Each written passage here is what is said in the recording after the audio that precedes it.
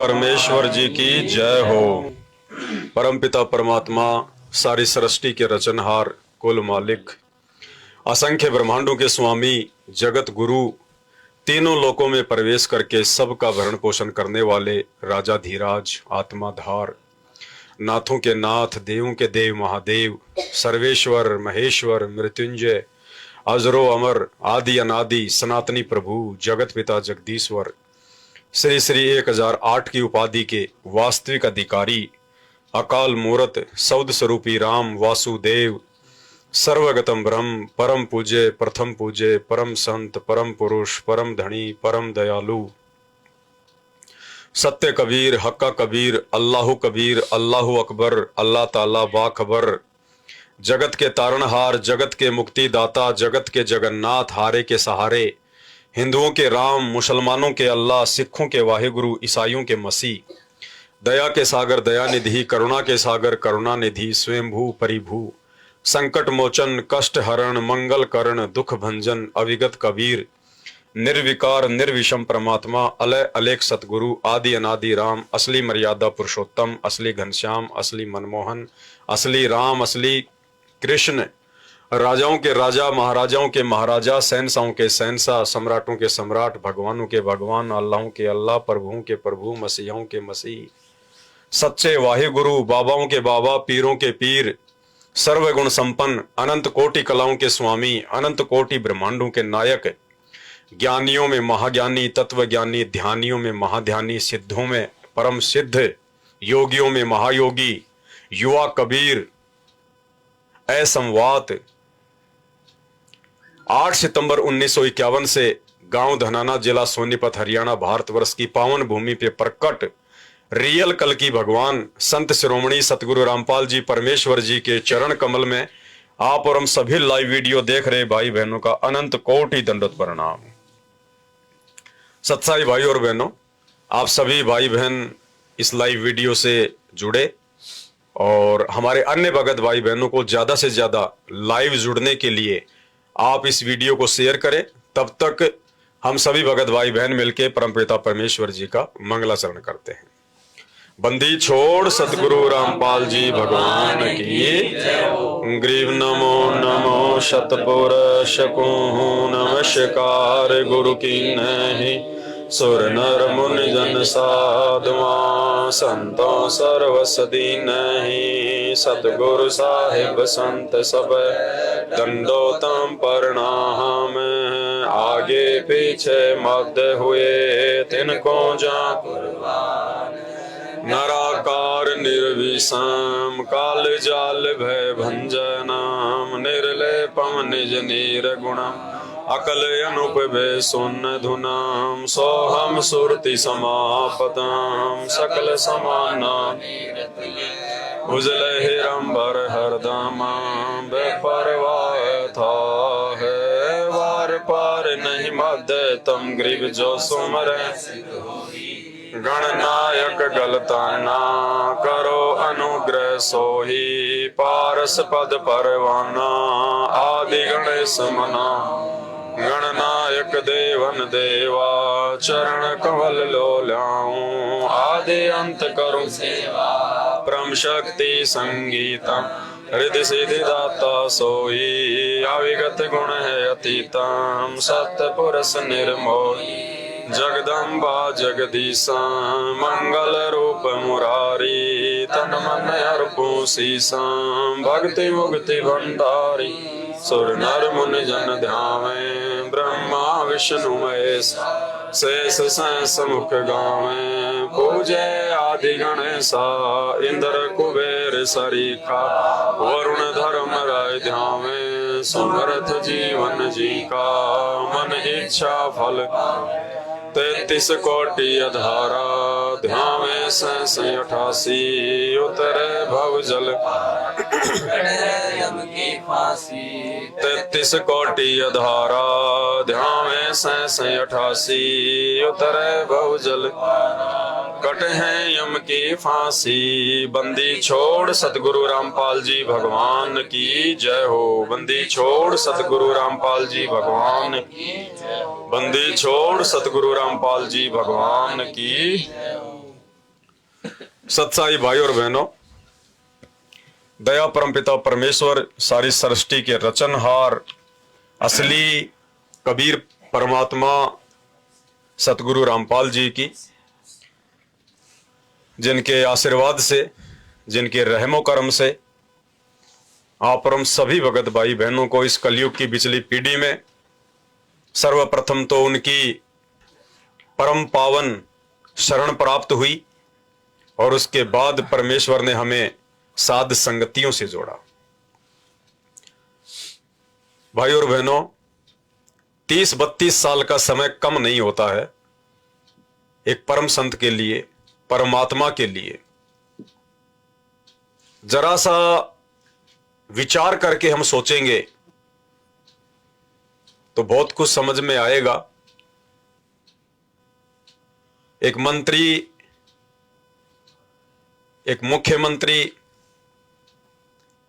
या देश का प्रधानमंत्री, राष्ट्रपति जब किसी स्टेट में दौरे पर जाता है तो उसके स्वागत के लिए जिधर से उनकी यात्रा निकलती है, उनकी गाड़ियां निकलती हैं, उस रास्ते को साफ कर दिया जाता है। अगर रोड पे खड्डे हैं, रातों रात उनको भर दिया जाता है। उनकी यात्रा का मार्ग यदि कच्ची बस्ती से होकर जाता है या किसी गंदी जगह से होकर जाता है तो वहां के स्थानीय प्रशासन के द्वारा कच्ची बस्ती को ढक दिया जाता है, रातों रात उनका श्रृंगार कर दिया जाता है ताकि प्रधानमंत्री जी या राष्ट्रपति जी को देखने में जरा भी बुरा ना लगे। जबकि वो अपनी गाड़ी के अंदर सिक्योरिटी में चलता है, बाहर वो झांकता भी नहीं है, गाड़ियों में उसके पर्दे लगे होते हैं, लेकिन फिर भी उसकी मेहमान नवाजी में कि जरा भी यदि उनको बुरा लग गया, जरा सा भी यदि उन्होंने हमें कोई टिप्पणी कर दी तो हमारी जो मेहमान नवाजी है वो छोटी पड़ जाती है। वो अपनी इज्जत बचाने के लिए ऐसा सब कुछ करते हैं।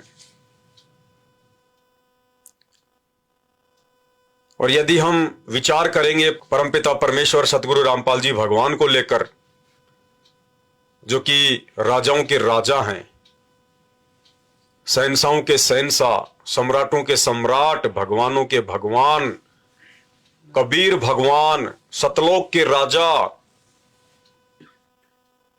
और सतलोक की तुलना यदि हम इस लोक से करें, पृथ्वी लोक से करें, तो परम पूज्य सतगुरु रामपाल जी भगवान ने बताया कि ये एक कूड़े का ढेर है, कूड़े का ढेर।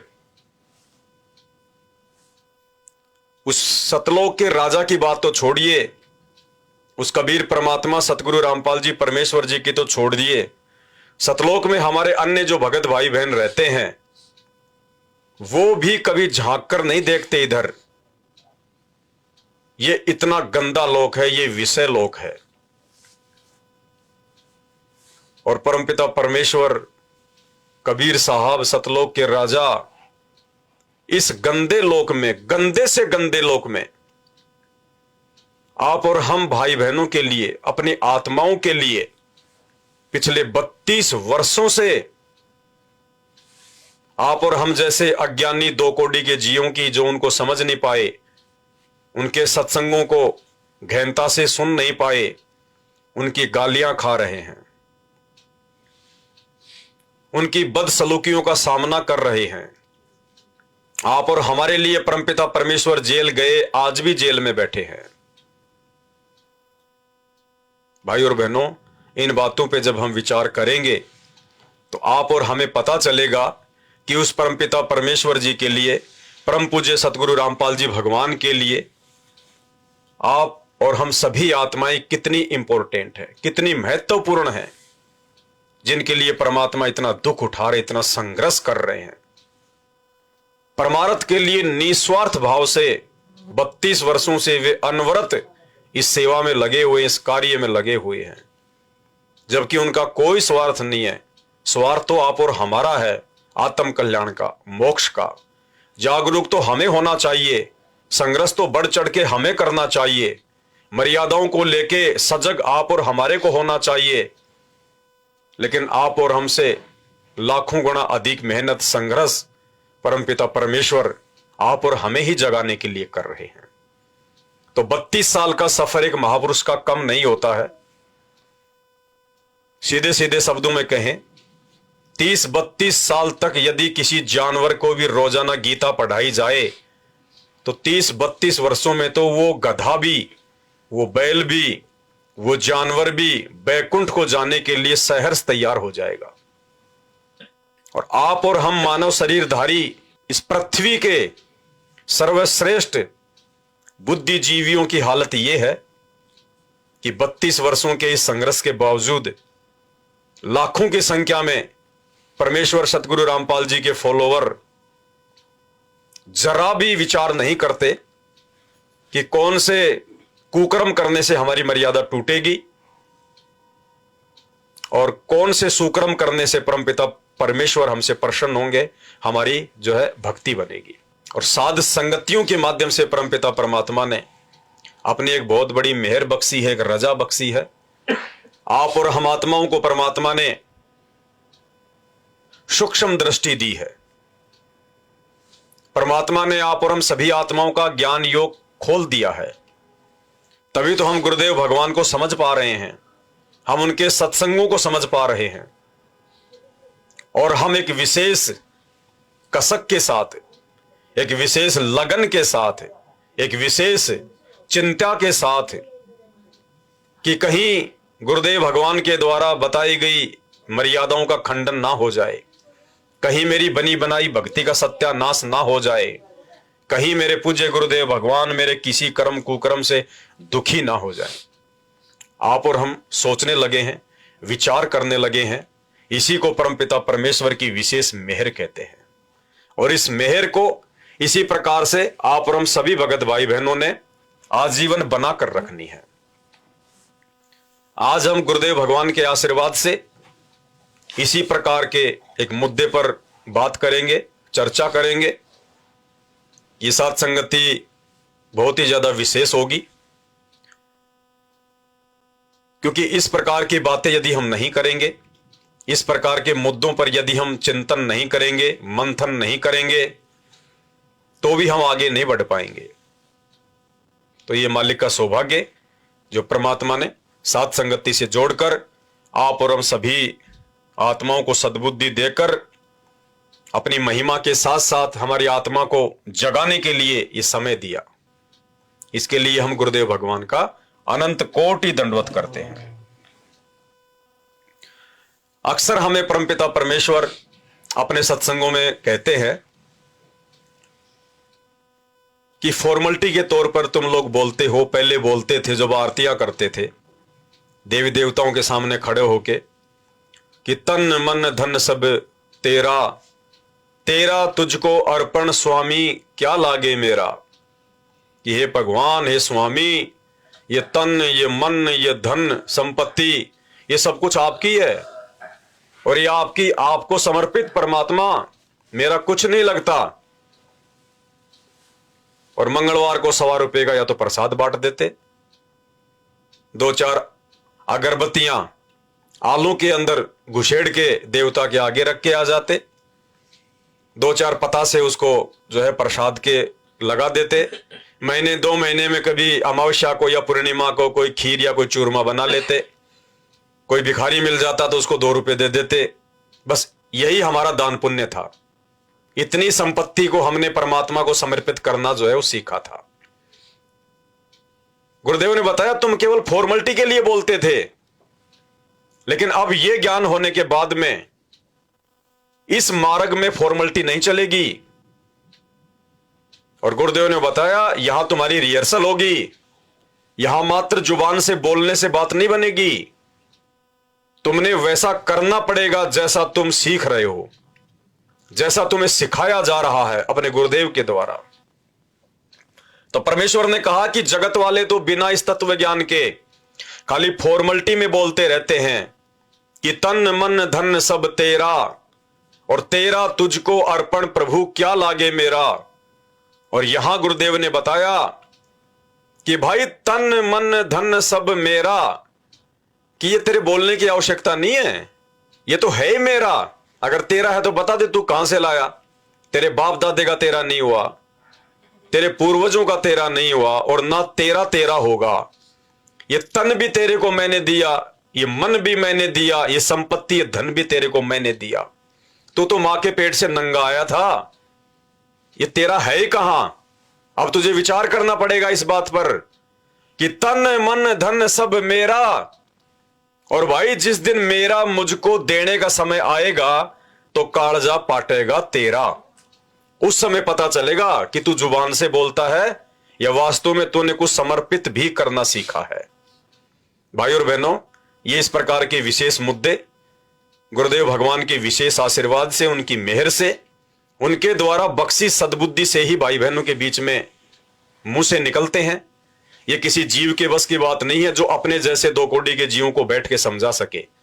हमारा केवल ये शरीर है, आप और हम केवल निमित्त मात्र हैं। ये शब्द देने वाले, ये शक्ति देने वाले, ये बुलवाने वाले, सब कुछ हमारे पूज्य गुरुदेव भगवान है। उन्हीं की दया से, उनकी रहम से ही सब कुछ है। तो आज हमने इस मुद्दे पर थोड़ा सा डिस्कस करना है, हमने थोड़ा सा विचार करना है, हमने थोड़ा चिंतन करना पड़ेगा कि क्या हम सब कुछ छोड़ने के लिए तैयार हुए हैं या नहीं हुए हैं। अपने आप को परखना पड़ेगा, स्वयं अपने आप की परीक्षा लेनी पड़ेगी।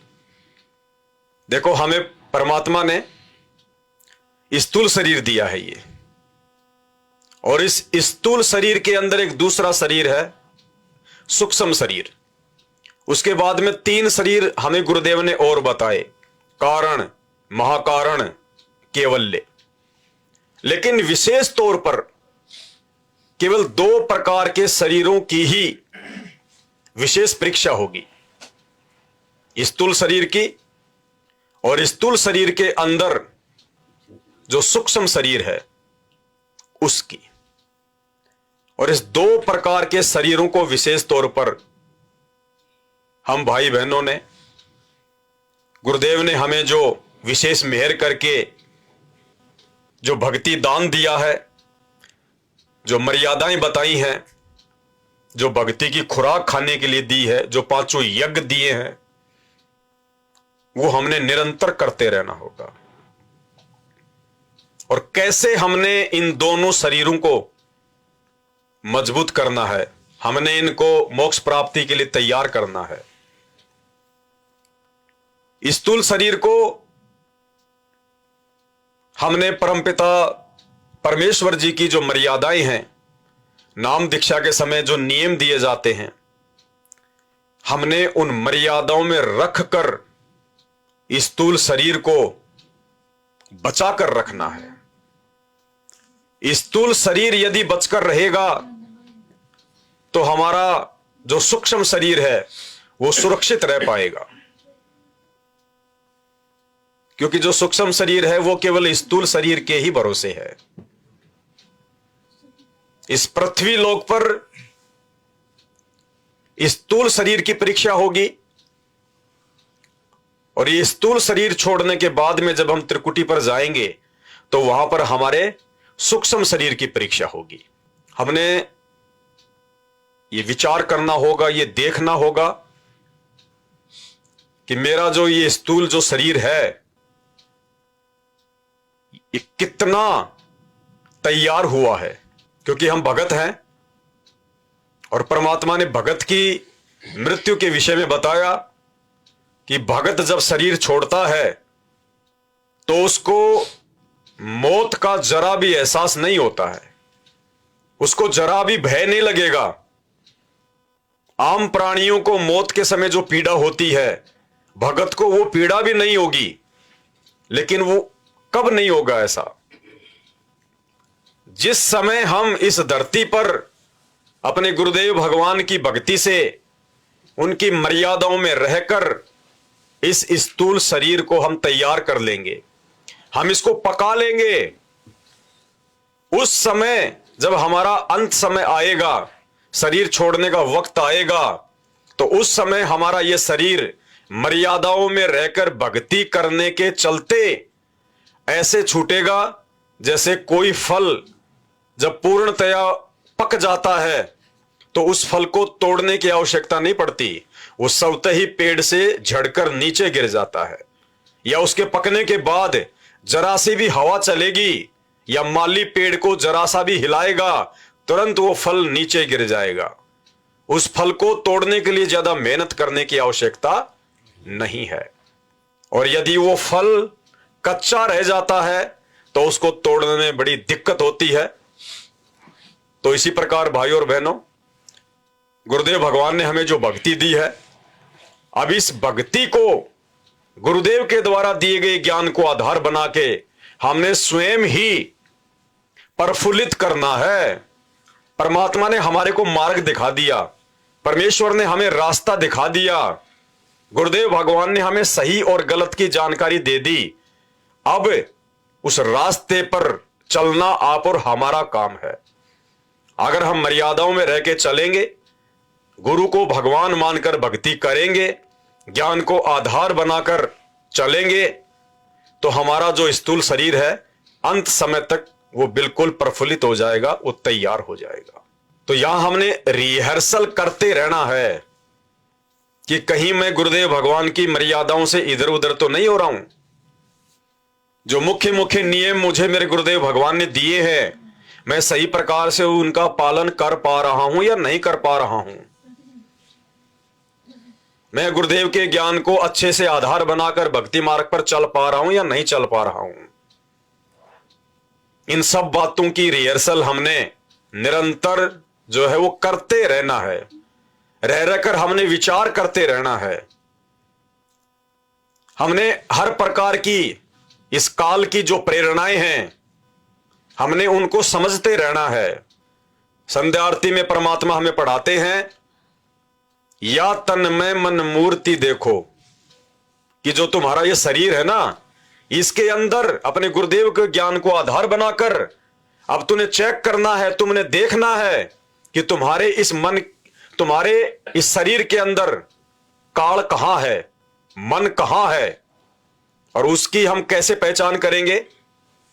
हमारे मन में उठने वाली जो प्रेरणाएं हैं, कौन सी प्रेरणाएं उस परमेश्वर की हैं और कौन सी प्रेरणाएं शैतान की हैं, इस काल की हैं। अगर कोई गलत कार्य करने की प्रेरणा उत्पन्न होती है, अगर कोई मर्यादा तोड़ने की कुप्रेरणा उत्पन्न होती है, तो हमने ये विचार कर लेना चाहिए कि ये मन करवा रहा है।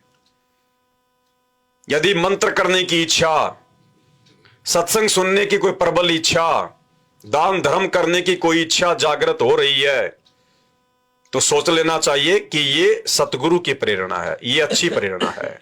तो अब हमने गुरुदेव के ज्ञान को बीच में रखकर इस तत्व ज्ञान रूपी लाइट को हाथ में लेकर इसका इस्तेमाल करके अब हमने स्वयं इतना मजबूत होना पड़ेगा, इतना हमने तैयार होना पड़ेगा कि हम खुद ये निर्णय कर सकें कि जो मन है वो हमें कैसे भटकाएगा और जो परमात्मा है, जो सतगुरु हैं, वो कैसे सत प्रेरणाएं करके हमें भक्ति मार्ग पर आगे बढ़ाएंगे। तो कहने का मतलब है, अब हमने गुरुदेव के ज्ञान को आधार बनाकर भक्ति मार्ग पर चलना सीखना होगा।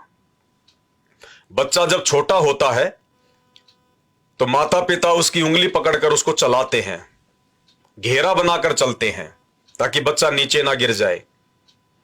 और जब वो बच्चा अपने पैरों पर जब वो चलने लग जाता है तो माता पिता उसको छोड़ना शुरू कर देते हैं। और एक समय ऐसा आता है कि उस बच्चे को माता पिता की आवश्यकता नहीं पड़ती है।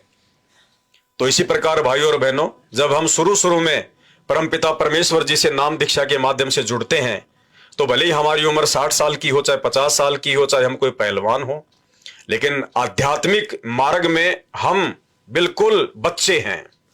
और शुरू में परमात्मा हमारे हाथ पकड़कर हमारे को चलाता है, अपने कोटे से परमात्मा हमें लाभ देता है, परमात्मा हमारा बचाव करता है, परमात्मा हमारी जो है वो रक्षा करता है।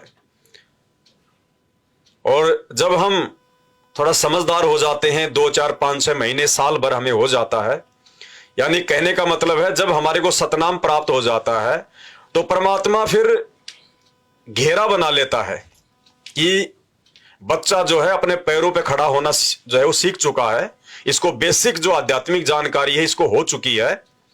तो सतनाम के बाद में परमात्मा हमारी उंगली तो जो है अपने आप से हटा लेता है और उसके बाद परमात्मा घेरा बना लेता है और उस घेरे में अपने बच्चे को जो है वो रखता है। और जिस समय उस बच्चे को सारनाम मिल जाता है, उस भगत को सारनाम प्राप्त हो जाता है, उस समय परमात्मा काल से और काल के दूतों से लड़ाई लड़ने के लिए उस भगत को फिर स्वतंत्र छोड़ देता है, उसको अपने हाल पर छोड़ देता है। उसके बाद परमात्मा शब्द रूप में तो अपने बच्चे के साथ में रहेगा ही रहेगा, लेकिन परमात्मा फिर उसके समक्ष नहीं होता है वो प्रकट।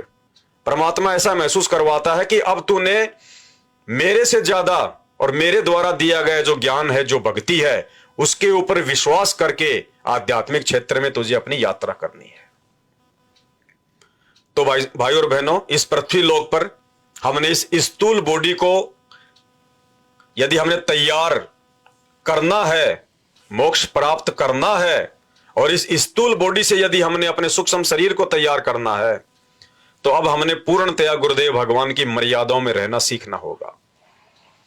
जरा भी अगरम मगरम अब वर्तमान समय में मर्यादाओं को लेकर, भक्ति को लेकर बिल्कुल भी नहीं चलेगी। जो संघर्ष करने की आवश्यकता पड़े हमने करना होगा। किसी भी हद तक जाना यदि पड़ जाए मर्यादाओं में रहकर तो हमने जाना पड़ेगा। अब हमने बिल्कुल भी 1% भी अपने गुरुदेव भगवान को नाराज करने का मौका नहीं देना है, क्योंकि परमेश्वर ने हमें जो ज्ञान दे दिया, जो अपना विधान हमें बता दिया, समझा दिया, अब उनके पास में देने को और कुछ भी शेष नहीं है। अब यदि हम रह गए तो वो हमारी स्वयं की ही त्रुटि होगी, हमारी खुद की वो गलती होगी। गुरुदेव भगवान का इसमें कोई दोष नहीं होगा। और एक बार यदि गुरुदेव ने हाथ छोड़ दिया तो अनंत युग बीत जाएंगे दोबारा हमें उस परमात्मा की शरण प्राप्त करने के लिए। तो गुरुदेव के द्वारा दी गई मर्यादाओं के आधार से, भक्ति के आधार से हमने अपने स्थूल शरीर को तैयार करना है, जो है परिपक्व करना है। और ये शरीर तो यहीं रह जाएगा, ये शरीर तो हमारा यहीं रह जाएगा। अंत में सूक्ष्म शरीर हमारा जाएगा और सूक्ष्म शरीर की भी यही होगी परीक्षा। जो सूक्ष्म शरीर है, आत्मा है, उसकी भी परीक्षा परमात्मा रह रहकर हमसे यही लेगा कि हम त्रिकुटी पर जाने के बाद में सूक्ष्म शरीर के माध्यम से परीक्षा देने को तैयार है या नहीं है। उसकी परीक्षा, उसकी रिहर्सल भी परमात्मा रह रहकर इस पृथ्वी लोक पर इस स्थूल शरीर के माध्यम से ही करवाएगा। और वो कैसे करवाएगा? वो सौपन के माध्यम से करवाएगा।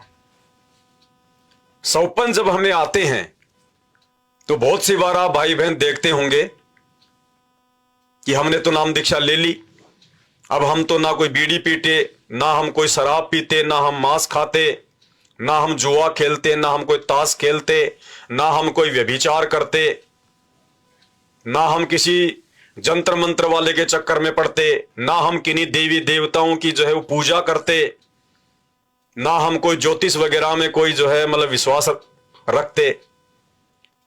अब सौपन के माध्यम से परमात्मा सूक्ष्म शरीर की रिहर्सल करवाएगा। परमात्मा चेक करेगा कि ये आत्मा त्रिकुटी पर सूक्ष्म शरीर में परीक्षा देने के लायक हुआ या नहीं हुआ है। स्थूल शरीर में तो हम सबको अच्छे से पता है कि गुरुजी के नियम क्या हैं। कोई हमसे कहेगा भाई साहब एक बीड़ी का मंडल लाके देना, कोई रिश्तेदार आ जाए और वो कहे कि बेटा एक बीड़ी का मंडल लेके आना, तो आपको पता है कि मैंने तो नाम दीक्षा ली हुई है और गुरुदेव का सख्त आदेश है कि बेटा ना तो बीड़ी पीना, ना किसी को लाके देना, ना सहयोग करना। तो आप जी गलती नहीं करोगे बिल्कुल भी। तो ये आपकी रिहर्सल हो रही है स्थूल शरीर की, आपकी जो है वो परीक्षा ले रहा है परमात्मा।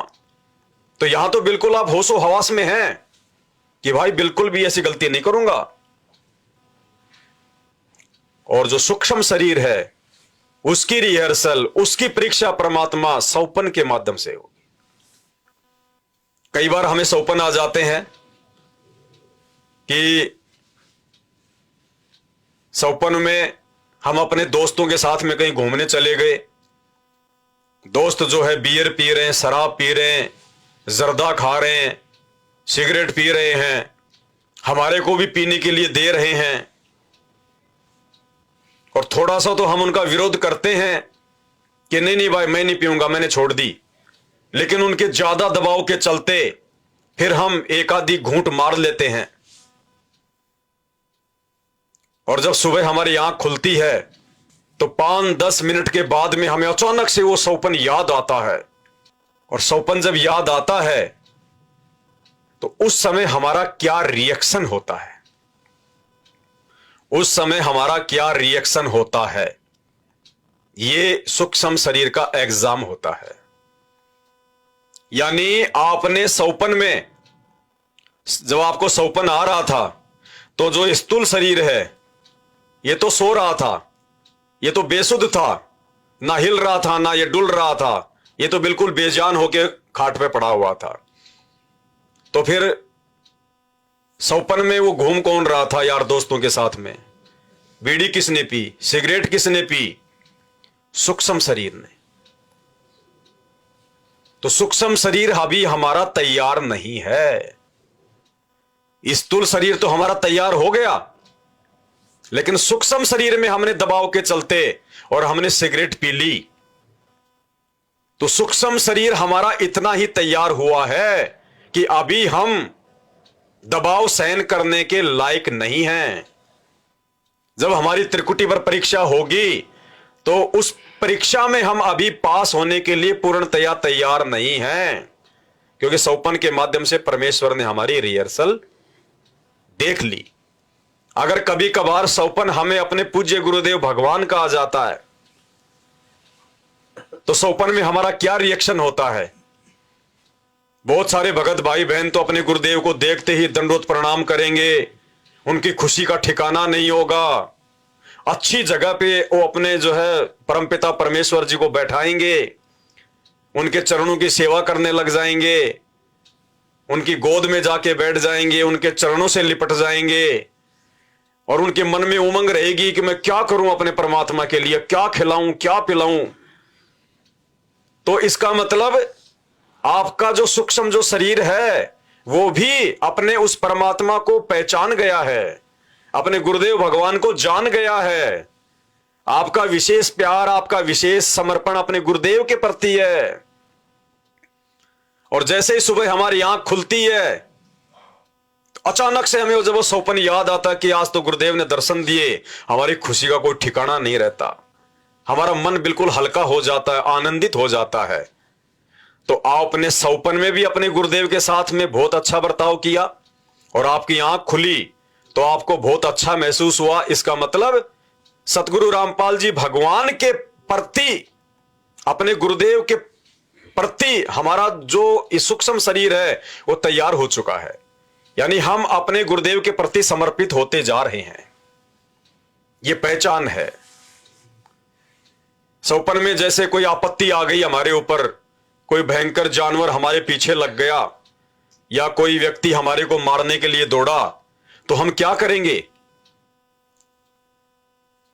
हमें तुरंत याद आता है या नहीं आता है कि मैं तो नाम उपदेशी हूं, मैं तो उस कबीर परमात्मा सतगुरु रामपाल जी का भगत हूं, मेरा तो कोई बाड़ी बाका नहीं कर सकता, मैं किसी का कोई जो है बुरा नहीं कर रहा, तो मेरा बुरा मेरा गुरु नहीं होने देगा। और मेरे गुरुदेव ने मुझे बता रखा कि बेटा जब भी कोई आपत्ति आवे सतनाम का सुमरण कर। तो क्या सौपन में हम सतनाम का सुमरण शुरू करते हैं या नहीं करते हैं? या फिर हम उस कुत्ते से डरकर भागते हैं या नहीं भागते हैं? हम सौपन में अपने माता पिता को जोर जोर से सहायता के लिए आवाज लगाते हैं या नहीं लगाते हैं?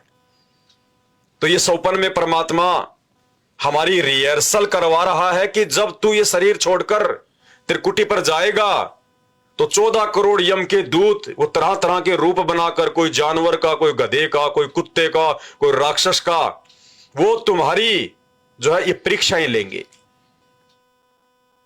तो आप उन परीक्षाओं को पास करने के लायक सूक्ष्म शरीर में हुए या नहीं हुए, ये परमात्मा सौपन के माध्यम से हमारी परीक्षा लेगा।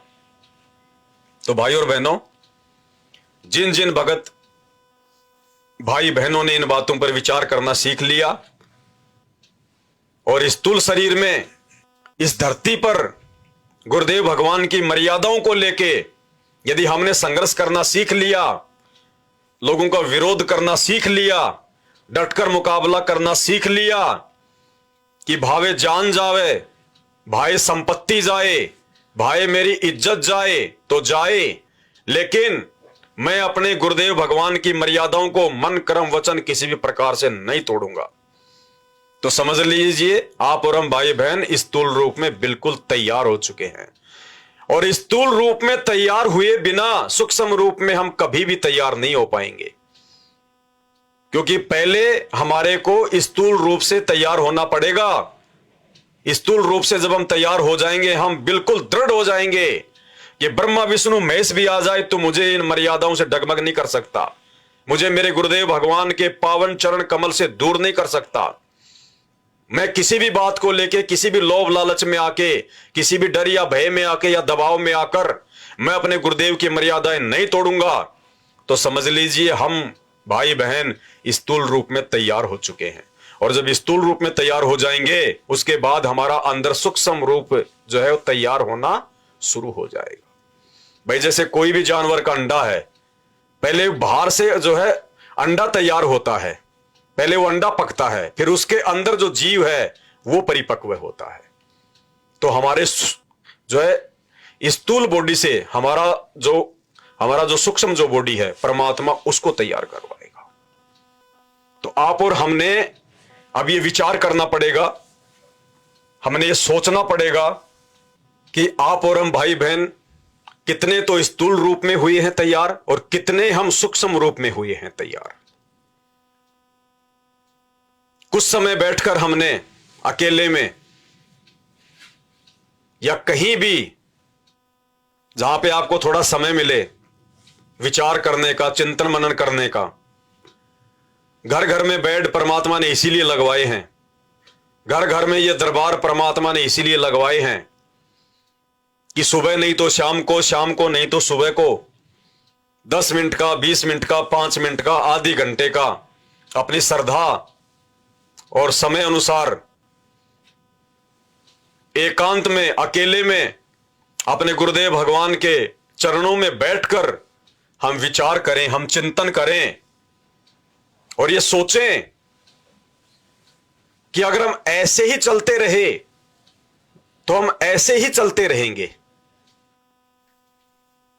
थोड़ा सा हमने रुकना पड़ेगा, गुरुदेव के ज्ञान को आधार बनाकर चिंतन मनन करना पड़ेगा कि मान लीजिए आज मेरे गुरुदेव भगवान मेरे सामने प्रकट हो जाएं, आ जाएं और ये कहें कि बेटा चल सतलोक चलते हैं, क्योंकि मैं तो सतलोक के लिए भक्ति कर रहा हूं। कोई भाई बहन मिलता है, किसी से ज्ञान चर्चा होती है तो दिन हम 4 बार अपने मुंह से ये बात निकाल देते हैं कि भगत जी बस देख लिया, यहां का कुछ नहीं है, यहां अब तो परमात्मा दया कर दे, बस सतलोक चले, अब तो मालिक दया करे भगत जी, कुछ नहीं रखा यहां पे, बस बंदी छोड़ दया कर दे, हम तो तैयार हैं सतलोक जाने के लिए, चाहे आज ही ले चले परमात्मा। तो हमने ये विचार करना पड़ेगा इस दैनिक भाग दौड़ की जिंदगी से थोड़ा सा समय निकालकर कि आज मेरे गुरुदेव भगवान आ जाएं मेरे घर पर या मेरे समक्ष प्रकट हो जाएं, क्योंकि वो तो समर्थ है, वो तो अनंत कोटि कलाओं का स्वामी है, अनंत रूप बनाकर अनंत आत्माओं के साथ में एक ही समय में प्रकट हो सकता है। अगर गुरुदेव भगवान मेरे समक्ष आ जाएं या मैं कभी अपने गुरुदेव भगवान के पास जाऊं आश्रम में, उनसे मिलने, उनके दर्शनों के लिए, आशीर्वाद के लिए, और उस समय यदि मेरे गुरुदेव भगवान जो इतने वर्षों से मुझे ज्ञान केवल इसीलिए दे रहे हैं कि बेटा सतलोक जाने के लिए तैयार हो जा, सतलोक जाने के लिए तैयार हो जा, ये गंदा लोक अपना नहीं है, ये शरीर, ये मिट्टी, ये अपना नहीं है, आज नहीं तो कल इसको छोड़ना पड़ेगा, ना कोई रहा ना कोई रहेगा। गुरुदेव भगवान कहें कि बेटा चल सतलोक, विमान तैयार है, तो उस समय मेरे मन की क्या प्रक्रिया होगी, मेरे सूक्ष्म शरीर की क्या प्रक्रिया होगी? क्या मेरा मन, क्या मेरा वो सूक्ष्म शरीर मुझे उस वक्त सतलोक जाने के लिए फ्री छोड़ेगा या नहीं छोड़ेगा? मैं यहां पे किन किन सांसारिक और भौतिक वस्तुओं से बंधा हुआ हूं? कौन सी संपत्ति ने मेरे पैरों में जंजीर डाल रखी है? क्या उस समय मुझे, मेरे जो बेटा बेटी हैं, क्या मुझे उनकी कोई चिंता सताएगी कि अभी तो बेटा बेटी की शादी नहीं हुई, अभी तो वो स्कूल में जा रहे हैं, अभी तो वो छोटे हैं? क्या मुझे उस समय मेरे माता या मेरे पिता की कोई चिंता होगी कि अभी तो मेरे माता पिता ही बैठे हैं, उनसे पहले मैं चला गया तो इनकी सेवा कौन करेगा? क्या उस समय मैंने सारा जीवन में जो जोड़ा, जो कमाया, संपत्ति, मकान, कार, कोठी, जमीन, जायदाद, प्लाट, पैसा, बैंक बैलेंस, क्या वो चीजें मुझे रोकेंगी? क्या वो मुझे वो खींचेंगी कि मैंने तो इनका यूज किया ही नहीं, मैंने तो जोड़ जोड़ के इनको खाली रख दिया, इनको कौन खर्चेगा, इनको कौन बरतेगा? मेरे बाद में मेरे जमीन का क्या होगा? मेरे बाद में मेरे उस शहर वाले उस प्लाट का क्या होगा? उस प्लाट में हम 3 लोगों की हिस्सेदारी है, मेरे अलावा तो मेरे बच्चों को मालूम ही नहीं। अगर मैं आज सतलोक चला गया तो क्या होगा मेरे हिस्से का? कौन कौन सी चीजें हमारे को रोकेंगी? अगर वो बेटा बेटी, वो मोह ममता यदि हमारे को रोक रही है, क्योंकि जब हम गुरुदेव की शरण में आ जाएंगे और हम सत भक्ति करेंगे तो परमात्मा इस आत्मा को एक शक्ति देता है चिंतन करने की, सही और गलत का जो है फैसला करने की। गुरुदेव भगवान ने बताया कि इस शरीर में 2 एलिमेंट हैं, एक है इस काल का और एक है उस परमात्मा का। काल का जो एलिमेंट है उसका नाम है मन, और सतगुरु का जो एजेंट है उसका नाम है निज मन। निज मन हमेशा हमारे को बुरे कर्मों से रोकता है, मन हमारे को हमेशा उल्टे कर्मों के लिए प्रेरित करता है।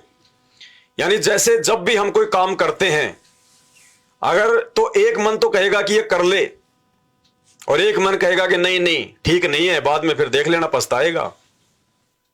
तो जो हमें रोक रहा है वो बुरा काम करने से, वो परमात्मा का एजेंट है, वो परमात्मा का है निज मन, और जो हमें उल्टा काम करने के लिए जो प्रेरित जो करता है वो है मन। तो परमात्मा इस जीव को, इस आत्मा को एक चिंतन की एक शक्ति देता है और निज मन के माध्यम से कि अभी तो कितना तैयार है, कितना तैयार नहीं है। अगर हमें चिंता सता रही अपने बेटा बेटी की, मोह ममता की, कि मेरा बेटा क्या होगा, इसका भी छोटा है, तो भाई और बहनों, हमने ऐसे बहुत सारे एग्जाम्पल अपने गुरुदेव भगवान से भी हमने सुने होंगे, क्योंकि ज्ञान परमात्मा ने इसीलिए दिया होता है। इतना ज्ञान भगवान रह रहकर इसीलिए देते हैं कि हम काल की इन बेड़ियों को हम लोग चिंतन मनन करके, सत्संग सुन के हम इनको तोड़ सकें। और हमारे आसपास भी ऐसे बहुत सारे एग्जाम्पल, ऐसी घटनाएं घटित हो चुकी होती हैं, उन घटनाओं के माध्यम से भी हम सोच सकते हैं।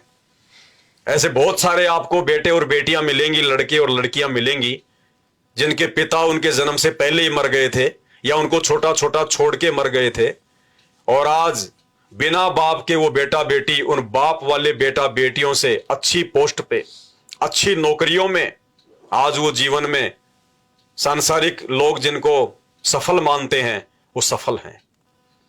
तो हमने गुरुदेव के ज्ञान को आधार बनाकर ये विचार करना पड़ेगा कि भाई बार बार कहा करते थे परमात्मा, बार बार कहा करते थे हमारे को मालिक, कि भाई अगर ये तेरे बेटा बेटी हैं, तेरे को अगर इतना ही इनमें प्यार है तो बता दे ये पिछले जन्म में कहां थे, ये तेरे बेटा बेटी थे या किसी और के बेटा बेटी थे, या फिर तू इनका बेटा था इनका पिछले जन्म में।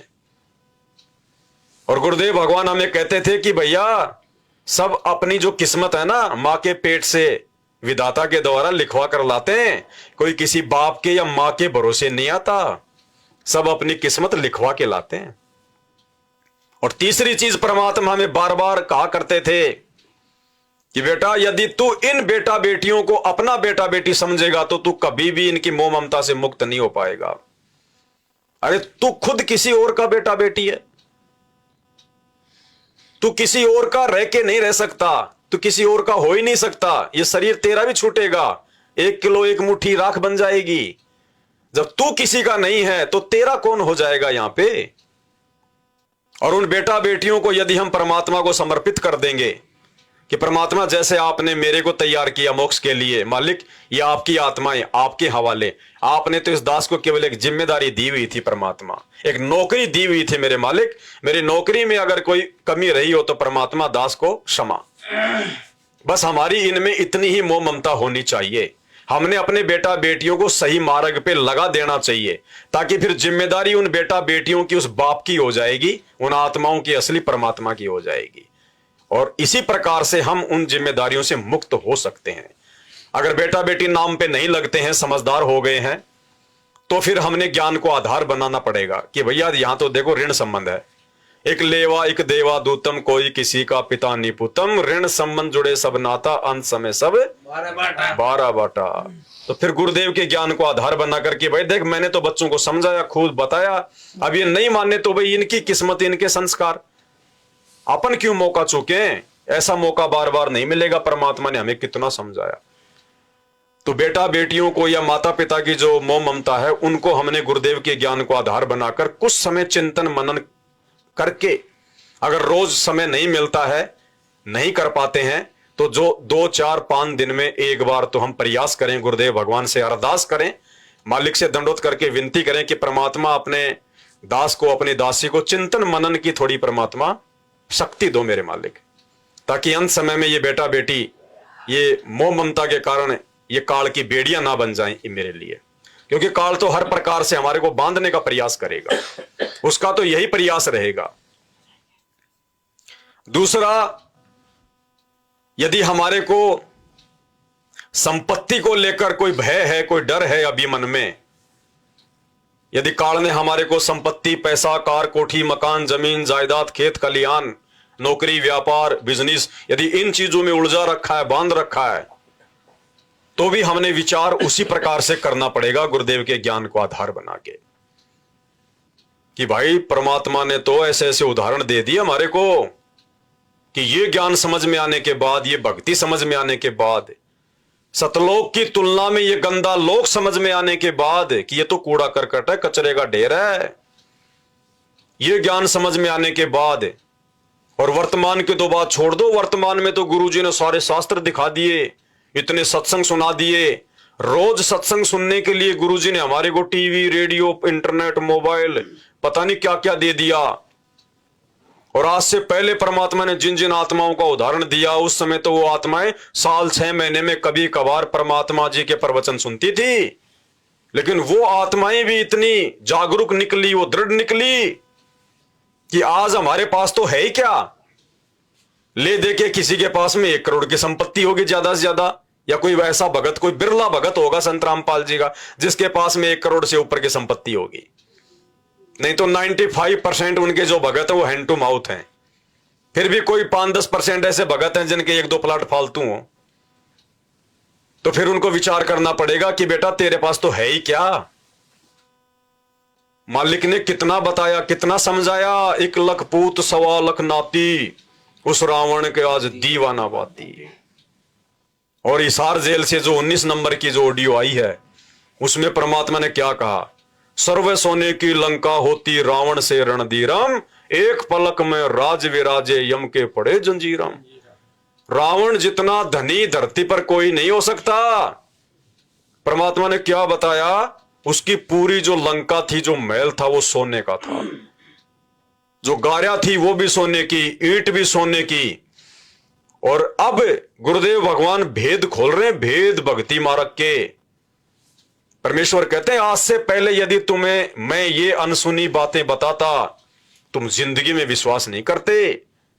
और भक्ति मार्ग का एक नियम है कि सच्चे गुरु की शरण में आने के बाद अगर भगत अपने गुरु की बातों पे अविश्वास करता है तो वो नाम रहित हो जाता है। तो गुरुदेव ने बताया कि बच्चों ये बातें अगर मैं तुम्हें 4 साल 5 साल पहले बताता, तुम यकीन नहीं कर पाते और गुरु मर्यादा से नीचे गिर जाते। अब मैं तुम्हें बताऊंगा तो सब कुछ तुम्हारे समझ में आएंगे, क्योंकि तुमने सत्संग सुन लिए। तो इस 19 नंबर की विशेष संदेश नाम की ऑडियो में गुरुदेव ने रावण के विषय में बताया कि रावण की जो लंका थी, उसका जो महल था वो कितना ऊंचा था, उसकी लंबाई कितनी थी पता है? 48 किलोमीटर। 48 किलोमीटर ऊंची रावण की लंका थी। अब कौन यकीन करे इस बात पे? कौन यकीन करे? 48 किलोमीटर। हम किसी ऐसे व्यक्ति को सुनाएंगे जिसने संत रामपाल जी का ज्ञान नहीं सुना, वो कहेगा भाई फेंको तो ऐसी फेंको, कम से कम लोगों को जचे तो सही। 48 किलोमीटर ऊंची लंका थी। सपने में बोल रहा है क्या? अरे उस समय तो ना कोई टेक्नोलॉजी थी, ना कोई इंजीनियर था, ना कोई फैक्ट्रियां थी, है ना कोई डिजाइन बनाने वाले थे, ना कोई कंप्यूटर थे जो किसी ने मैप बना दिया होगा, नक्शा बना दिया होगा। 48 किलोमीटर। आज इतनी टेक्नोलॉजी, इतना सारा ज्ञान विज्ञान, और पूरी दुनिया की सबसे ऊंची बिल्डिंग दुबई में वो बुर्ज खलीफा खाली 800 मीटर, 1 किलोमीटर भी नहीं। और तू कह रहा त्रेता युग में रावण ने 48 किलोमीटर ऊंचा महल बना रखा था। भाई और बहनों, ये भी आप और हमारी परीक्षा, ये भी हमारी परीक्षा, कदम कदम पे परीक्षा है यहां पे। जब तक हम इस स्थूल शरीर में रहेंगे, जिस भगत के मन में जरा सा भी संकोच आ गया गुरुदेव के मुख से ये बात सुनकर, जो यथार्थ है, जो सत्य है, अगर जरा सा भी मन में संकोच आ गया, संदेह उत्पन्न हो गया कि यार ऐसा नहीं हो सकता, उसी समय वो गुरु मर्यादा से नीचे। अरे भाई, जब तू अपने गुरुदेव की इस बात पर, जो कि 1,00,000% शक की कोई जगह नहीं है, जब तू अपने गुरुदेव के रावण के महल वाली इस बात को सत्य नहीं मान रहा है, तो गुरुदेव भगवान की सतलोक वाली उस बात को तू कैसे हजम कर पाएगा?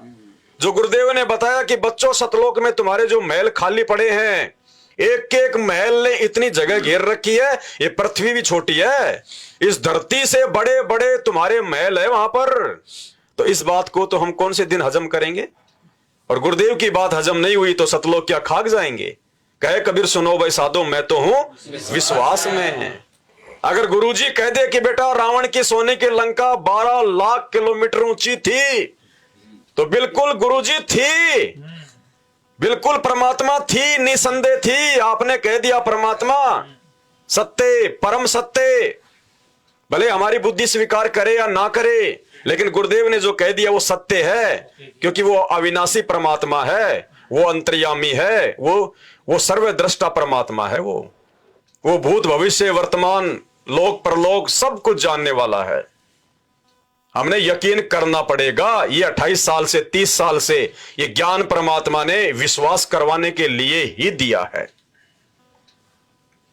तो इन बातों पर फिर हमने विचार करना पड़ेगा कि भाई तेरा तो खाली एक 200 गज का प्लाट है जिसमें चूहे बिल बना के रह रहे हैं, तेरी औकात उसकी 4 दीवारी जो है वो करवाने की भी नहीं है, हैं? और उस प्लाट को तू दिन में 3 बार पड़ोसियों को फोन करके पूछता कि जी मेरी प्रॉपर्टी तो ठीक है, किसी ने कोई जो है कचरा वचरा तो नहीं डाल दिया मेरे प्लाट में, किसी ने कोई जो है कब्जा तो नहीं कर लिया मेरे प्लाट में, कोई ग्राहक आया कि नहीं आया, कोई अच्छा पैसा लगाने वाला, बस इतना सा।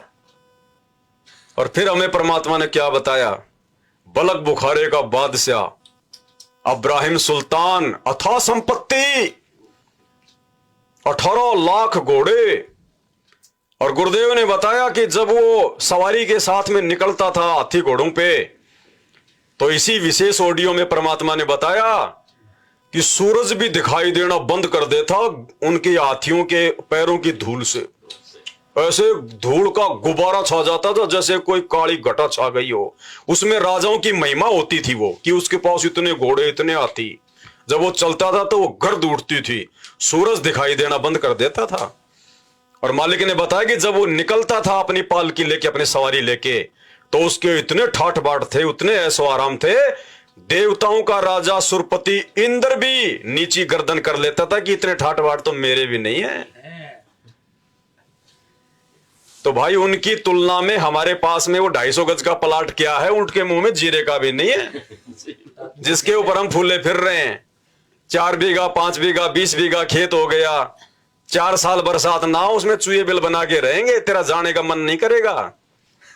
तो हमने विचार करना पड़ेगा इन चीजों पे। फिर परमात्मा ने बताया, बेटा कौन सी संपत्ति, कौन सी संपत्ति, वो एक किला 1 हेक्टर 3 एकड़ 4 बीघा जो भी मान लो, वो जमीन का टुकड़ा। बेटा जब से ये सृष्टि बनी है तब से वो जमीन वही है, लेकिन उस जमीन पे लाखों अरबों लोग रजिस्ट्रियां करवा करवा के मेरा मेरी करके चले गए। वो जमीन आज भी वहीं पड़ी है, किसी की नहीं हुई वो। ये तो समर्थ की संपत्ति है, ये संपत्ति है राम की, अपना कहे वो गंवार, ये परमात्मा की है। 2 जग धक्के खाएगा नाहक बेगार। तो इन बातों को हमने विचार करना पड़ेगा। ये सत्संग परमात्मा ने टाइम पास के लिए नहीं सुनाए। अंतिम समय में हम तैयार हो जाएं निसंदेह, चाहे हमारा 20 लाख का कोई एग्रीमेंट करना हो। आज हमने कोई प्लाट का 20 लाख का, कि कल मेरे को 20 लाख रुपया मिलेगा, ये प्लाट मैंने बेचना है, इतना मुझे इसमें प्रॉफिट हो रहा है। और उसके 2 घंटे पहले आके गुरुजी कहते कि बेटा चल, अच्छा मौका है, विमान खड़ा है, 2 सीट खाली है। तो उस समय हमारा क्या रिएक्शन हो? उसी समय नंगे पैर तो नंगे पैर, भूखा पेट तो भूखा पेट। पीछे चाहे औरत एला मार रही हो, चाहे कोई कुछ कह रहा हो, चाहे एग्रीमेंट करने वाले बैठे हो, पीछे मुड़ के भी नहीं देखना कि भला हुआ परमात्मा, भला हुआ मेरे मालिक, नहीं तो उनको कहां कहां ठिकाने लगाता, कहां कहां रखता, क्या क्या करता, चलो बंदी छोड़। इस प्रकार से भाई और बहनों हमने पीछे मुड़ के बिल्कुल नहीं देखना है। ये विचार करना पड़ेगा, हमने ये चिंतन करना पड़ेगा इन बातों पे। अब ये संपत्ति उस परमात्मा की है। 21 ब्रह्मांड इस काल को भी भीख में दे रखी है, उसकी भी नहीं है। जो यहां का नकली भगवान है, फिर आप और हमारी तो हो कैसे जाएगी? तो इन बातों पे हमने विचार करना पड़ेगा, चिंतन करना पड़ेगा। दूसरा, और ज्यादा चिंतन मनन करने के लिए गुरुदेव ने हमें कुछ फॉर्मूले बताए। संकल्प का, समर्पण का। अगर हम कोई चीज अपने गुरुदेव को समर्पित कर देंगे, अगर हम उनको संकल्प कर देंगे, तो धीरे धीरे धीरे धीरे गुरुदेव भगवान उस चीज से हमारा मोह हटा देंगे। कारण वो चाहे कुछ भी बनाए, क्योंकि हमने राम की संपत्ति राम को समर्पित कर दी। कि परमात्मा पिंड प्राण जिन दीने दाना, और गरीब दास जाको कुर्बाना। कि परमात्मा संपत्ति तो छोड़ो, ये शरीर भी, ये श्वास भी आप ही के द्वारा मुझे दान में दी गई है परमात्मा। जब मेरा शरीर मेरा नहीं है तो परमात्मा ये नश्वर संपत्ति मेरी कहां से हो जाएगी? तो रोज हम लोग नित्य नियम पढ़ते हैं, और बार बार परमात्मा हमें क्या कहते हैं, हमें क्या समझाते हैं कि ये जो नित्य नियम है जो तुम रोज करते हो, ये कोई सामान्य चीज नहीं है। ये कोई परमात्मा की सामान्य वाणियां नहीं है। आदरणीय गरीबदास जी महाराज जी के अमर ग्रंथ में, सदग्रंथ साहिब में 24,000 वाणियां, जो चारों वेदों को मिला के भी ज्यादा है। उन वाणियों में से गुरुदेव भगवान ने हमें ये नित्य नियम का ये गुटका बना के दिया है, ये भक्ति बोध, रोजाना पाठ करने के लिए। और पाठ करने के लिए क्यों कहा परमात्मा ने? इसका जो मूल्य है परमात्मा ने वो रखा है नित्य नियम। पैसा नहीं रखा कि 15 रुपए जो आपको दिए जाता है इन आश्रमों में, 10 रुपए 15 रुपए, नहीं। परमात्मा ने इसका मूल्य रखा, नित्य नियम पाठ लिखा हुआ है इसके ऊपर। परमात्मा ने कहा कि बच्चों इसको रोजाना इसको पढ़ना है। अगर तुम अक्षर ज्ञान युक्त हो, तुम्हारी आंखें ठीक हैं, शरीर स्वस्थ है, तो तुमने हाथ में लेके इसको पढ़ना है। जो लाभ इसको हाथ में लेके इसको पढ़ने से मिलेगा, वो लाभ मोबाइल में लगा के बाथरूम में जाकर बैठने से नहीं मिलेगा, चलते फिरते खाते पीते आरतियां करने से नहीं मिलेगा। पाठ करेंगे, शब्दों पे ध्यान देंगे, तो चिंतन मनन करेंगे, दिमाग में चीजें बैठेंगी। तो परमेश्वर ने हमें क्या बताया कि ये जो नित्य नियम है ये थर्मामीटर है, अपने आप को जांचने का, अपने आप को परखने का कि अभी हम गुरुदेव भगवान के वचनों पर कितने चल रहे हैं, कितने चलने के लायक हुए हैं। हम खाली रोजाना सुबह सुबह उठ के मजबूरी में कि यार ये तो गुरुजी का आदेश है करना पड़ेगा, हम खाली फॉर्मेलिटी या औपचारिकता कर रहे हैं, या गुरुदेव का आदेश मानकर कि अमर ग्रंथ से में परमात्मा ने, सदग्रंथ से भी ये 100, 150, 200 वाणियां चुन चुन के दी है परमात्मा ने। क्रीम में से परमात्मा ने क्रीम निकाल के दी है। असली सदग्रंथ साहिब है ये, असली सदग्रंथ साहिब। मालिक ने बताया कि जो गरीबदास जी का जो ग्रंथ साहिब है वो तो जंगल है, जंगल है, और जंगल में से मैंने तुम्हारे को जड़ी बूटी तोड़ ताड़ के कूट काट के एक शीशी में डाल दी मैंने दवा। ये नित्य नियम जो करते हैं हम 3 समय की आरती, ये दवा है। तो हमने इस नित्य नियम की वाणियों पर भी विचार करना होगा कि परमात्मा हमें क्या सलाह दे रहे हैं, क्या आदेश दे रहे हैं, क्या दिशा निर्देश दे रहे हैं। तो नित्य नियम को परमात्मा ने हम भगत भाई बहनों के लिए एक थर्मामीटर की संज्ञा दी है, थर्मामीटर की संज्ञा। आप प्रतिदिन नित्य नियम करते हो, नित्य नियम सुबह वाले, और उसको आप केवल एक गीता वाले पाठ की तरह खींच देते हो, क्योंकि हमने सीडी पर रखी है, वो कैसेट पर रखी है, आप जी उसको सुनते हो, उसी के आधार से आपकी आप कुछ दिनों में आपके वो याद हो जाएंगे। तो उनको केवल प्रतिदिन पाठन करने मात्र से लाभ नहीं होगा, उसके अंदर क्या कुछ मालिक का आदेश है, वो स्वाध्याय का ये करना का ये उद्देश्य होता है कि उसमें आदेश क्या दिया गया, उस पर हम खरे हैं कि नहीं, कितना ठीक चल रहे हैं। ये प्रतिदिन अपना टेम्परेचर खुद ही थर्मामीटर लाकर देख लेना चाहिए, इसलिए ये थर्मामीटर है। क्या है नित्य नियम? थर्मामीटर है, अपने आप को जांचने का, अपने आप को परखने का कि मैं कितना प्रतिशत भगत बना हूं, मेरे अंदर गुरुदेव का ज्ञान कितना प्रतिशत समाया है, मैं सतलोक की बात करता हूं, मोक्ष की बात करता हूं, मैं मोक्ष प्राप्ति के लिए किस हद तक मैं तैयार हुआ हूं। ये थर्मामीटर है, ये पैमाना है। तो परमेश्वर ने इस थर्मामीटर में, इस नित्य नियम में वाणी संख्या 49 और 50 में हमें क्या आदेशित किया है, कैसे हमारी मोह ममता यहां की नश्वर संपत्ति से, बेटा बेटी से, कार कोठी से, माता पिता से, रिश्तेदारों से, इन चीजों से हटेगी। तो हटने के 2-3 फॉर्मूले हमें परमपिता परमेश्वर ने बताया कि सबसे पहले तो ज्ञान को आधार बनाना पड़ेगा, चिंतन करना पड़ेगा, मंथन करना पड़ेगा, विचार करना पड़ेगा। दूसरी चीज, हम परमात्मा को कुछ चीजें संकल्प करते हैं। जब हमने नाम दीक्षा लेके गुरु मर्यादाओं में बंद कर अपने आप को ही परमात्मा को संकल्प कर दिया, समर्पित जो है वो कर दिया कि परमात्मा आज से मैं आपका बेटा और आप मेरे गुरु। परमात्मा ने हमें क्या बताया? शब्द गुरु चित चेला रे। शब्द गुरु यानी गुरुजी ने हमें जो शब्द दे दिया, जो ज्ञान दे दिया, जो आदेश दे दिया, वो है हमारा गुरु। ये नित्य नियम है हमारा गुरु। और चित चेला रे, चित यानी मन, इस मन को हम गुरुजी के आदेशों पे आरूढ़ कर दें कि हमें गुरुजी जो इन वाणियों के माध्यम से, शब्दों के माध्यम से जो आदेश दे रहे हैं, हम अपने मन को इस पे लगा दें, मन को हम इनके अनुसार ढालें। तो शब्द गुरु चित चेला रे। तो परमात्मा ने हमें इस नित्य नियम में 2 वाणियों के माध्यम से, वाणी संख्या 49, गरीब शीश तुम्हारा जाएगा, कर सतगुरु को दान, और मेरा मेरी छोड़ दे यूं ही कोई मैदान।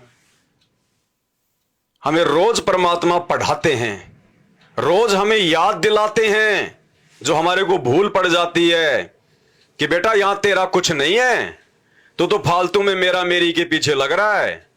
एक सेकंड का भरोसा नहीं, कब तेरा एक्सीडेंट हो जाए, कब तेरे ऊपर कोई हमला हो जाए, कब तेरे को कोई रोग आके घेर ले, हॉस्पिटल से तेरी डेड बॉडी आएगी।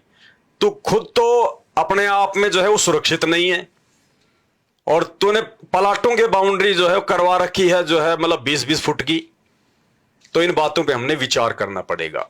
तो परमात्मा कहते हैं तेरी जो भी संपत्ति है, नश्वर संपत्ति, कार, कोठी, मकान, बंगले, तन, मन, धन, शरीर, बाल, बच्चे, परिवार, सब कुछ परमात्मा को संकल्प कर दे, परमात्मा को समर्पित कर दे कि हे परमपिता परमेश्वर, ये दास आज से अपनी सर्व संपत्ति है तो मालिक आपकी, लेकिन इस भौतिक जीवन के हिसाब से, दादा परदादाओं के हिसाब से, या ये काम धंधे के हिसाब से जो मेरे नाम हो चुकी है मालिक, ये रजिस्ट्री भी आपके नाम परमात्मा, आपकी दाता, ये प्लाट भी आपका परमात्मा, ये कुआं भी आपका, ये ट्यूबवेल भी आपकी, ये बेटा बेटी भी आपके परमात्मा, ये दास भी आपका मालिक। हम सब अपने आप को आपको संकल्पित करते हैं परमात्मा।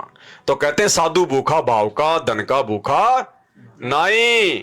वो धन भी परमात्मा आप ही को दे देगा वापस, और उस धन को बरतने की जो सद्बुद्धि जो हमारे को नहीं थी वो फिर देगा परमात्मा, जब हम परमेश्वर को ही वो चीजें संकल्प कर देंगे कि परमात्मा ये गाड़ी आपकी, मैं तो आपका ड्राइवर हूं मर मालिक, ये मालिक मैं तो आपका नौकर हूं परमात्मा, मैं तो आपके एक जो है सेवक के रूप में हूं परमात्मा, ये खेत मालिक आपका, आपके नाम परमात्मा, मैं तो केवल आपका एक मजदूर हूं, अपना पेट भर रहा हूं मालिक इससे मैं। तो इस प्रकार से गुरुदेव ने हमें बताया कि अगर इस काल के जाल से मुक्त होना चाहते हो, सतलोक जाना चाहते हो, तो तुमने हर वस्तु अपने गुरुदेव भगवान को समर्पित करनी होगी। और कल को यदि वो वस्तु तुमसे कोई छीन लेता है, कोई धोखाधड़ी कर लेता है, तो उस समय तुम्हें जरा भी दुख तकलीफ परेशानी नहीं होनी चाहिए, लड़ाई झगड़ा मनमुटाव नहीं होना चाहिए, क्योंकि जब तूने संपत्ति परमात्मा को संकल्पित कर दी तो हिसाब किताब परमात्मा करेगा अगले से। तू नहीं है फिर ठेकेदार बीच में मुकदमा करने वाला, केस पानड़े करने वाला, लड़ाई झगड़ा करने वाला। तूने मेरे खेत का ये खुड जो है वो कैसे दबा लिया, तूने मेरे खेत में था ये पेड़, तूने कैसे इसको अपनी तरफ कर लिया। ये काम फिर भगत के नहीं बताई परमात्मा ने।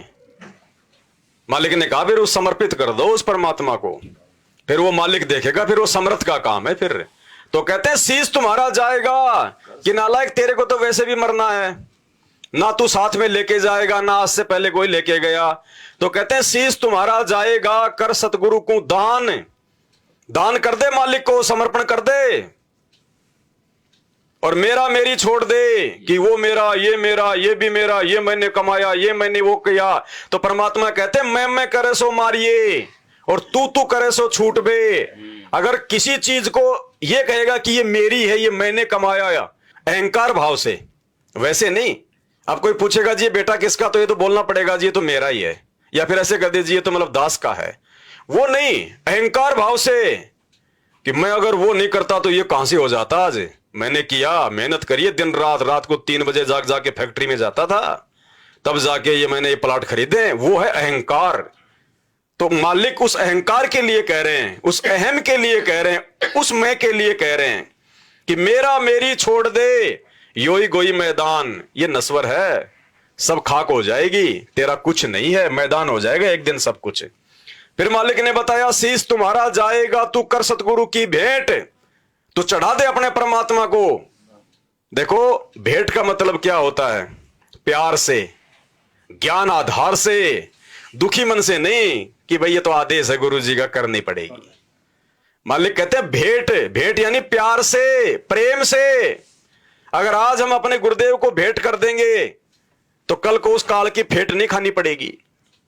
अगर प्रेम से भेंट कर देंगे तो काल की फेंट नहीं खानी पड़ेगी, क्योंकि मालिक ने बताया कि भाई फिर तू विचार कर लेना, कोटि शीश तूने दे दिए इस यम राजा की भेंट। भेंट यानी वो तो झटके से लेता है। तो कितना बड़ा विधायक, एमएलए, मंत्री, संतरी, प्रधानमंत्री है, कितनी संपत्ति जोड़ रखी है, कल को एक्सीडेंट में मार देगा, झटके से लेगा तेरी संपत्ति सब कुछ। तो कहते हैं ये तो झटके से लेगा, ये तो धोखे से लेगा, छल बल से लेगा, जबरदस्ती लेगा। कोटि शीश तूने दे दिए इस यमराजा की फेट, एक शीश दे के देख ले सतगुरु अपने की भेंट। कहते प्यार से, प्रेम से, ज्ञान आधार से, समर्पण से, अपनी स्वयं की इच्छा से, अपने शरीर को, अपने तन मन धन को, अपने संपत्ति को, अपने बाल बच्चों को, अपने मान बढ़ाई अहंकार इज्जत को अपने गुरुदेव भगवान को भेंट कर दे। उसके बाद देखना परमात्मा तुझे वो अचल संपत्ति देगा शतलोक में, जो संपत्ति, जो मोक्ष ब्रह्मा विष्णु महेश को भी प्राप्त नहीं है, वो देगा परमात्मा। तो इस प्रकार परमेश्वर ने बताया कि शीश तुम्हारा जाएगा तू कर सतगुरु की भेंट, और नाम निरंतर लीजिए भाई यम की लगे ना भेंट। तेरी अगर कोई संपत्ति है, तुझे अगर किसी चीज में मोह ममता लगानी है, तो भाई इस नाम में लगा। ये नाम है अमर, ये नाम है तेरा। सतगुरु आदि अनादि है, सतगुरु मद है मूल, और सतगुरु को सिजदा करूं एक पलक नहीं भूल। तो हमारी यदि कोई वास्तविक संपत्ति इस नासवान लोक में है, तो वो है गुरुदेव का नाम। गुरुदेव ने ये नहीं कहा कि मैं हूं, क्योंकि जाना तो गुरुदेव भगवान को भी पड़ेगा इस काल लोक के विधान अनुसार, लेकिन परमात्मा ने बताया बेटा मेरा वास्तविक रूप है शब्द रूप, और शब्द रूप में मैं हमेशा तुम्हारे साथ में रहूंगा। तो मालिक कहते हैं वो जो नाम है वो तुम्हारा असली गुरु है। नाम निरंतर लीजिए यम की लगे ना भेंट। तो भाई और बहनों, इस प्रकार से हमने अपने गुरुदेव भगवान को समर्पण करना सीखना होगा। और देखो इसका एक छोटा सा उदाहरण, एक बहुत ही प्यारा उदाहरण। आज कोई व्यक्ति किसी की साइकिल अगर चोरी कर ले तो पुलिस में चला जाएगा रिपोर्ट लिखाने, 2-3 दिन तक नहाएगा नहीं, टेंशन हो जाएगी, मेरी साइकिल चुरा ली हैं, मेरे इतने काम हुआ करते थे, कहां से लाऊंगा, हो जाती है टेंशन। किसी के जेब से 2 रुपए निकल के गिर जाए 2 घंटे, तो वो भी टेंशन में रहता है। और आप और हम सभी भगत भाई बहन परमात्मा के बच्चे मिलके जो एक 22-23 लाख रुपए की जो एक टाटा सफारी गाड़ी लेके आए थे मालिक की सेवा में हैं, और कुछ नादान प्राणी उसको चोरी करके ले गए, और हम भाई बहनों ने कोई रिएक्शन नहीं किया, ना कोई रिपोर्ट लिखवाई, ना कोई लड़ाई झगड़ा किया, ना कोई गाली गलौज की। मालिक के ज्ञान को आधार बना के हमने संतोष किया कि भैया उनके कर्म उनके पास, हमारे कर्म हमारे पास में। हमने मालिक पे विश्वास किया कि परमात्मा देने वाले भी आप, लेने वाले भी आप, आपकी मर्जी।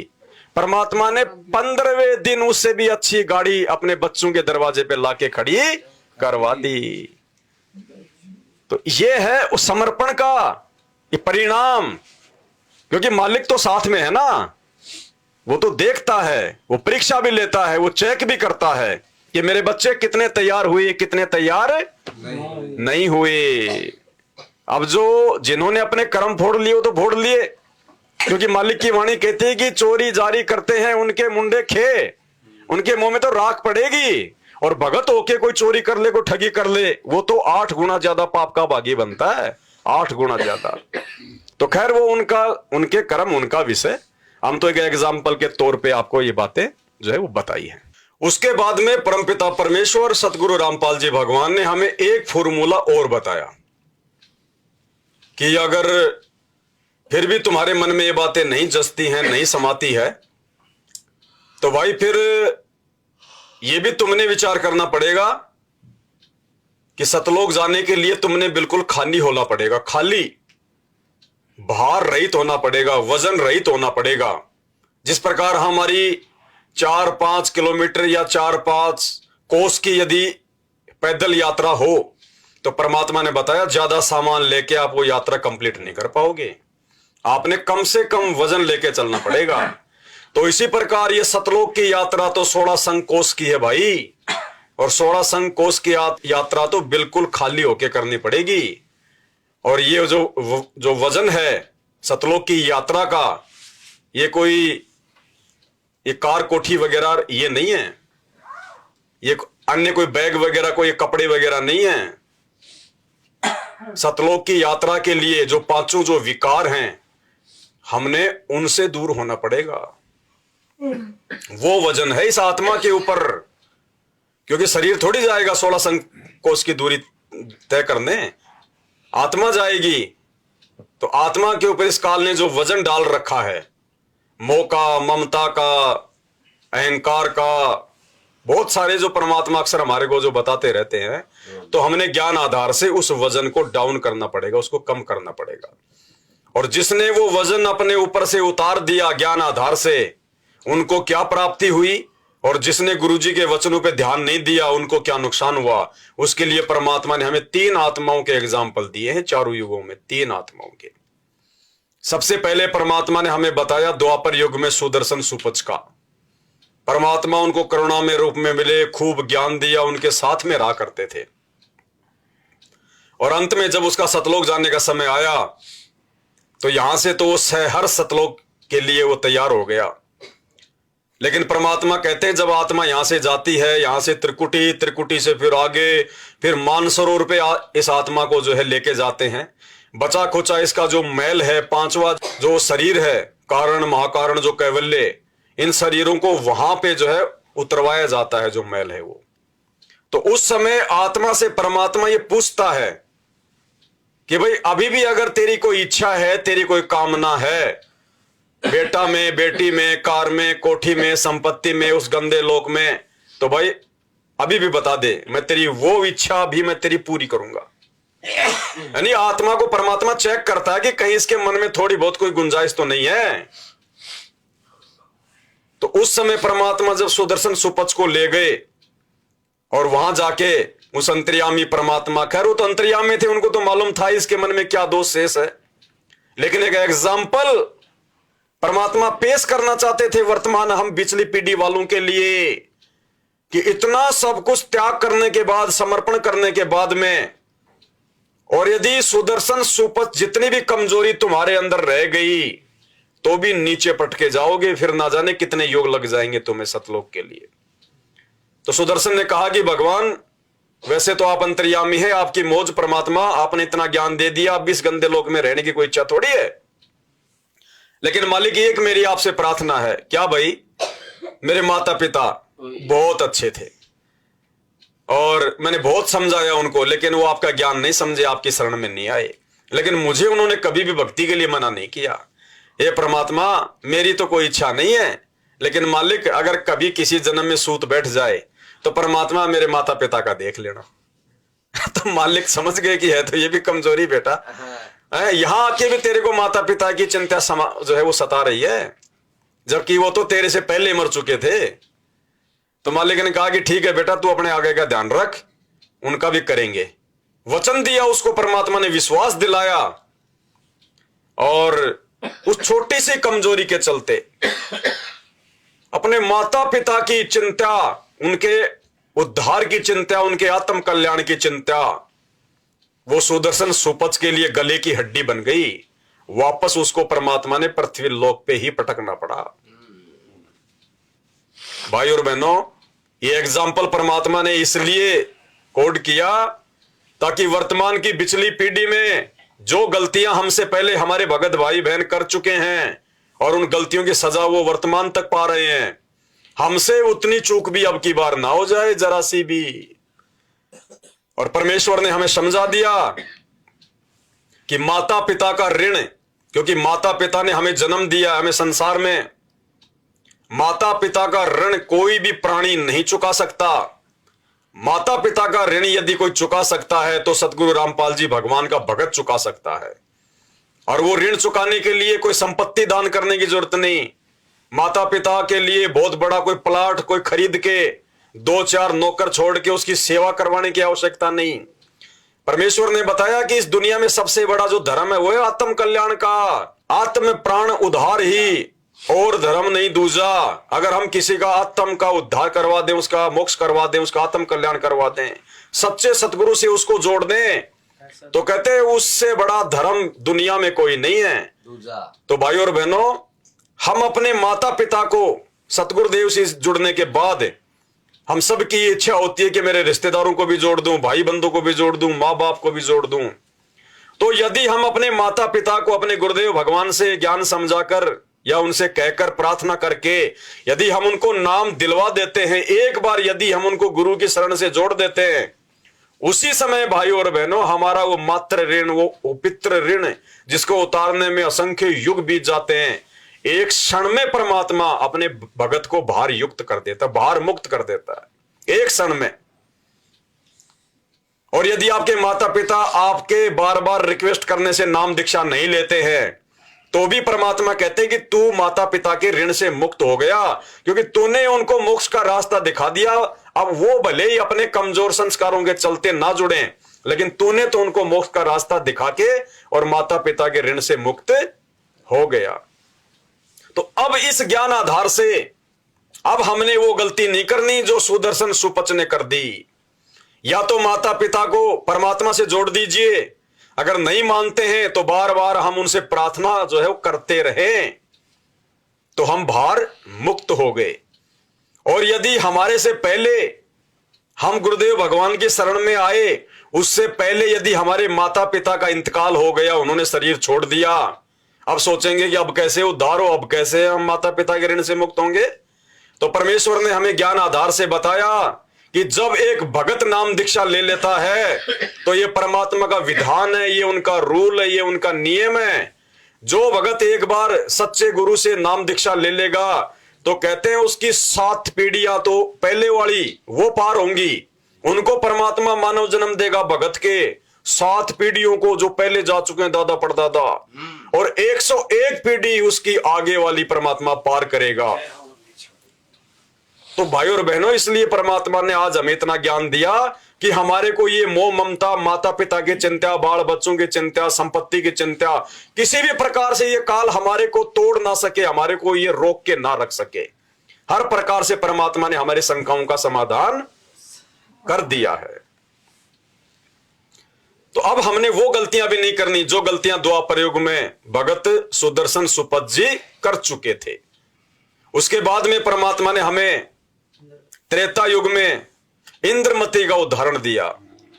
इंद्रमती के पास परमात्मा गए, ज्ञान समझाया, नाम दिया, 80 साल की हो गई।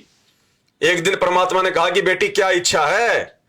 बोले चलो परमात्मा आपकी बेटी तैयार है, अब कोई इच्छा रहेगी कोई? यहां शरीर ढंग से काम जो है वो कर नहीं रहा है, बेटा बेटी अपना काम कर रहे हैं, सब ठीक ठाक हो गए, ले चलो परमात्मा आपकी बेटी तैयार है। चल, मालिक ने शरीर छुड़वा दिया, ले गए वही मानसरोवर।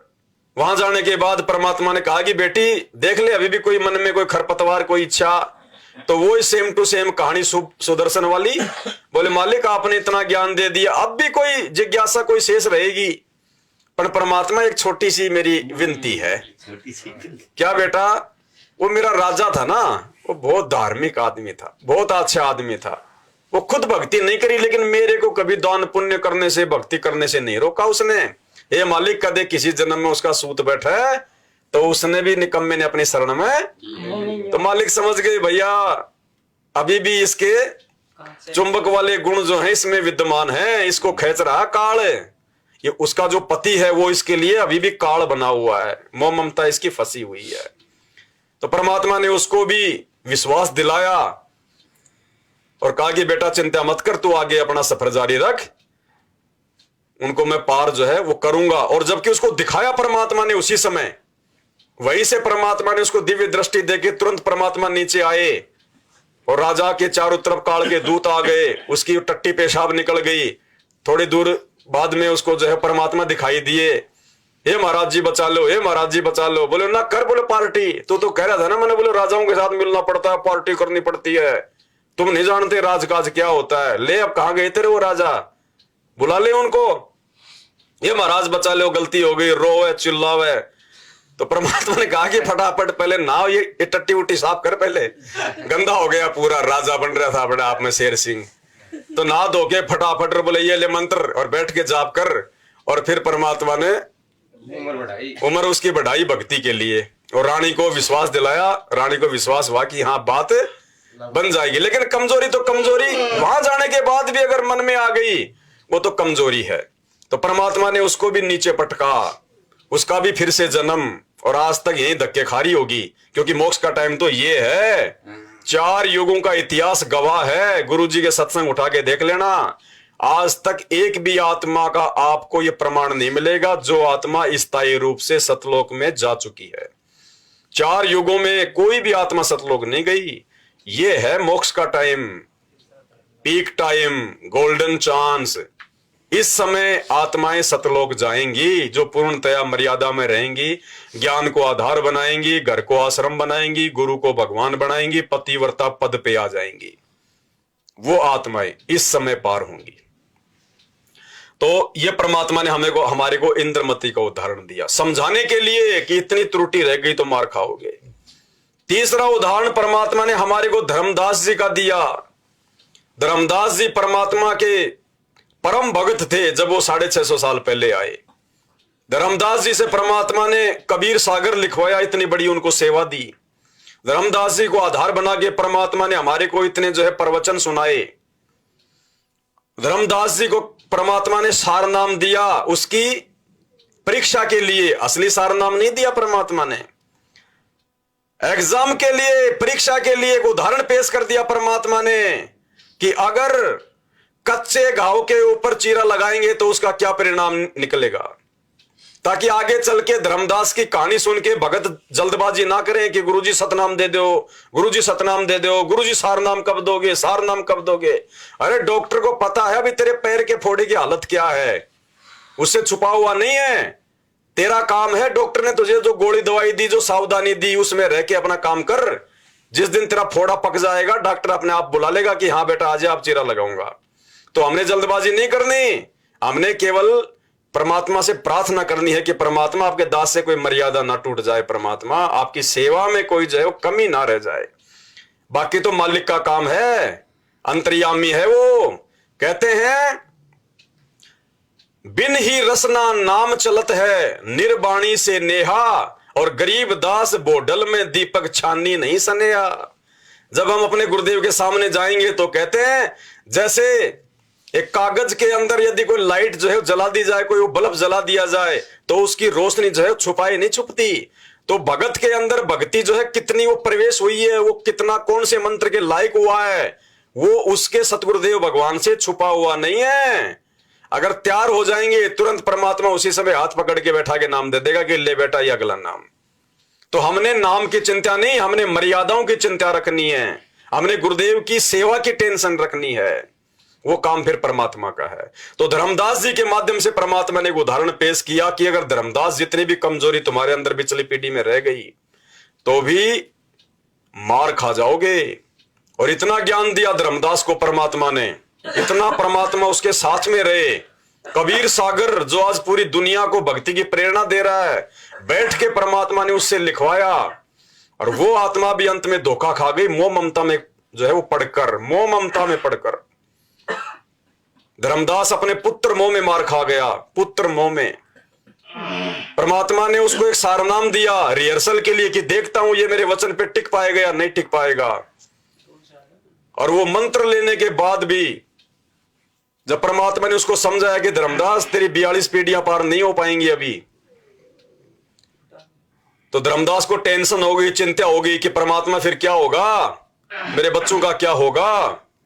उसने कहा नहीं परमात्मा को, लेकिन मन ही मन में उसके ये आ गया कि क्या होगा मेरे बेटा बेटियों का, मेरे पोता पोतियों का, मेरे अगली पीढ़ियों का क्या होगा। और धर्मदास के मन में गुरुदेव ने बताया कि एक दोष पैदा हो गया। धर्मदास के मन में क्या दोष पैदा हो गया, इतना ज्ञान लेने के बाद, इतना गुरुजी के साथ रहने के बाद में सतलोक तक देख के आ गया, इतने चमत्कार तक उसने देख लिए। उसके मन में एक दोष आ गया। क्या दोष? कि ये कबीर एक बार शरीर छोड़ दे और ये सारनाम मैं अपने बच्चों को दूंगा। वो तो अंतर्यामी था, आप और हमारे लिए उदाहरण पेश कर रहा था कि नालायकों, अगर तुमने अपने गुरुदेव के वचन को तोड़ने की सोच भी ली, तोड़ना तो बहुत दूर की बात है, अगर तुमने अपने गुरुदेव के वचन को तोड़ने की सोच भी ली, जैसे धर्मदास ने सोच ली, और उसने सोचा ही था, दिया नहीं था किसी को। अंतर्यामी परमात्मा बेला फुसला के जगन्नाथ ले गए, जिंदा जमीन में डाल दिया, जीवित समाधि। ये एग्जाम्पल पेश किया मैं परमात्मा ने कि भैया पिछली पीढ़ी में धर्मदास जितनी गलती भी नहीं चलेगी। अपने गुरुजी से धोखा, ये ज्ञान भगवान ने इसीलिए दिया इतने वर्षों से। तो धर्मदास कैसे मोह ममता में फंसा, जबकि उसको यह भी पता चल गया था कि ये खुद ही परमात्मा है।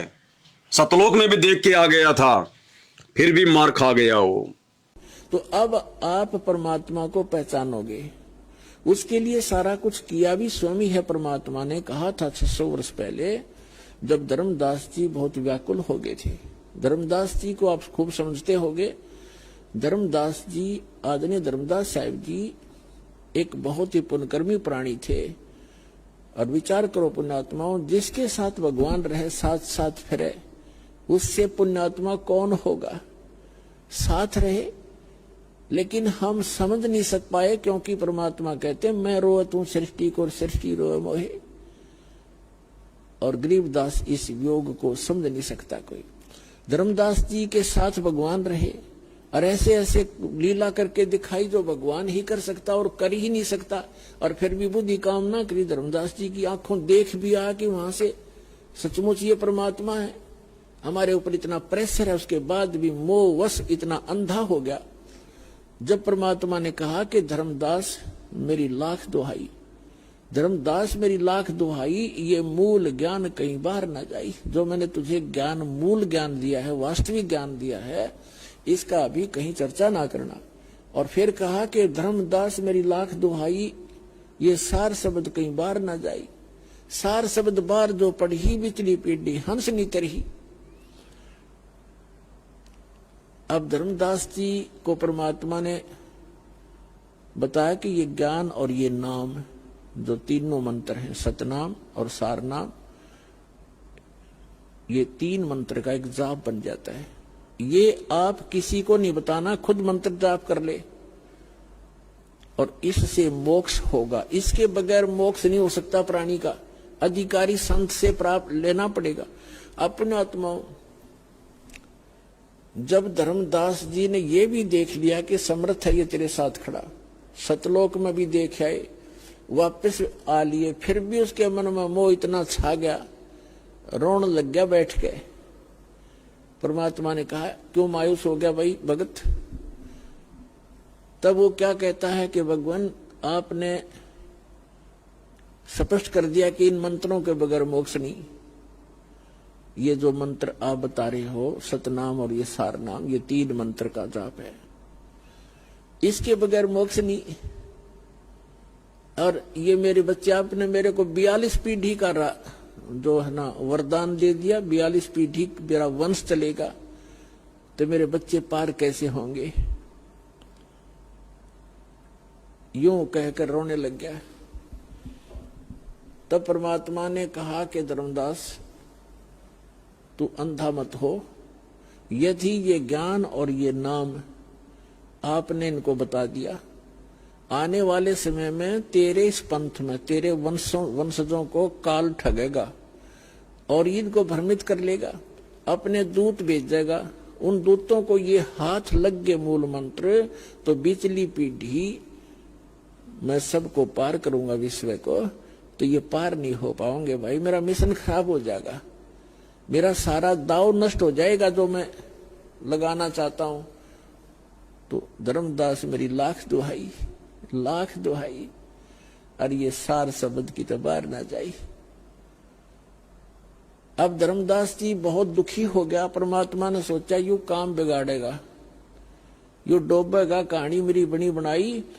तो परमात्मा ने प्रेरणा की उस दिन, उसके अंदर प्रेरणा की, और उसने कहा कि भगवान मैं बहुत अंधा हो चुका हूं, मोहवश, मेरे बस की बात नहीं रही। परमात्मा बोल मुझे सतलोक भेज दो भगवान, मुझे सतलोक, वह धुन लगा दी दाता ने, अब चल तुझे सतलोक भेजते हैं। जगन्नाथपुरी में एक प्रेरणा की परमात्मा ने उसको कि अगर ये यहाँ रहेगा बच्चों में, इसकी ममता नो की नो बनी रहेगी, यू काम बिगाड़ देगा, सारा यू नाम बता देगा। और इसके बताया हुआ नाम ने काम तो करना नहीं, क्योंकि अधिकारी नहीं, क्योंकि परमात्मा ने धर्मदास जी को आगे नाम देने का आदेश नहीं दिया था। केवल 5 नाम जो प्रथम मंत्र के यही दिया करते थे, इनका आदेश था। धर्मदास जी के लड़के जो परमात्मा के आशीर्वाद से हुआ था, कबीर जी के आशीर्वाद से, चूड़ामणि जी, उसको भी स्वयं ही दीक्षा दी थी, स्वयं ही उसको आगे नाम 5 नाम देने का गुरुपद प्राप्त कराया था। 5 नाम कौन से जो आपको प्रथम मंत्र में दिए जाते हैं, फर्स्ट एंड लास्ट छोड़ के। फर्स्ट एंड लास्ट उस समय नहीं दिया जाता था। अब ये लंबी कहानी है, बार बार सत्संग सुनोगे तब आपको पता चलेगा कि प्रथम और लास्ट मंत्र उस समय क्यों नहीं दिया जाता था। ये सत्संगों में बताया जाएगा, लेकिन अब विषय दूसरा है। तो कबीर परमेश्वर जी ने कहा कि धर्मदास, मैं चारों युग में आता हूं और प्रत्येक प्राणी को जो एक बार मेरी शरण में आ गया उसको पार करके ही छोड़ता हूं। तो धर्मदास, जितनी गलती भी हमने करने से बचना है इस कलयुग की बिचली पीढ़ी में, तो भाई और बहनों, इतना सब कुछ परमात्मा ने हमारे को आध्यात्मिक मटेरियल दे दिया, इतना समझा दिया, इतना परमात्मा आज भी हमारे लिए संघर्ष कर रहे हैं, जेल में बैठे हैं हमारे लिए, और जेल में भी परमात्मा को हमारी इतनी चिंता, इतनी फिक्र, उनको चैन नहीं, वहां से भी परमात्मा 1-1 घंटे के सत्संग भेज रहे हैं। इनसे बड़ा हमारा हमदर्द, हमारा शुभ चिंतक और कौन हो सकता है। तो भाई और बहनों, अब हमने अपने परमपिता परमेश्वर जी को पहचानना है, और पहचान करके अब हमने उनके मिशन में सहयोग देना है। हमने उनके लिए बाधा बन के खड़ा नहीं होना, हमने उनका सहयोग देना है ताकि परमात्मा का मिशन जल्द से जल्द कंप्लीट हो, और हम सभी नीच आत्माएं जो सतलोक से धोखा करके इस गंदे लोक में काल के साथ आई हुई हैं, हम सब वापस अपने निज लोक, निज स्थान, निज घर सतलोक में चलें। लेकिन देखो काल का कितना भयंकर जाल, काल का कितना भयंकर दाव।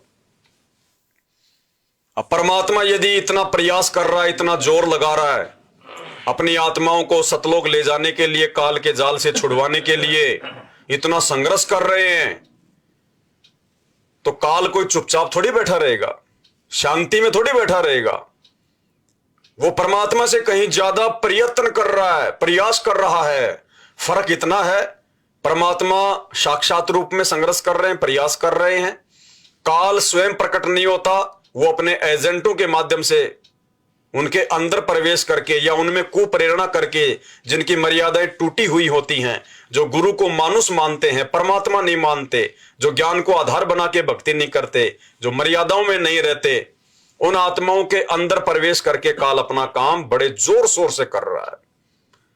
और निसंदेह आप सभी भाई बहनों को पता है कि पिछले 8 वर्षों में, 10 वर्षों में, सन 2014 के बाद, गुरुदेव के जेल जाने के बाद, संगत को किस प्रकार से काल ने गुरुदेव के कलयुगी परिवार के माध्यम से, इन कोऑर्डिनेटरों के माध्यम से लूटा है, ठगा है, मर्यादाएं तोड़वाई है, हजारों आत्माओं को अकाल मौत भेंट चढ़ाया है। और दिन प्रतिदिन किसी न किसी बहाने से वो आत्माओं को छलता रहता है, भक्तों की मर्यादाएं तोड़वाता रहता है। हाल ही आज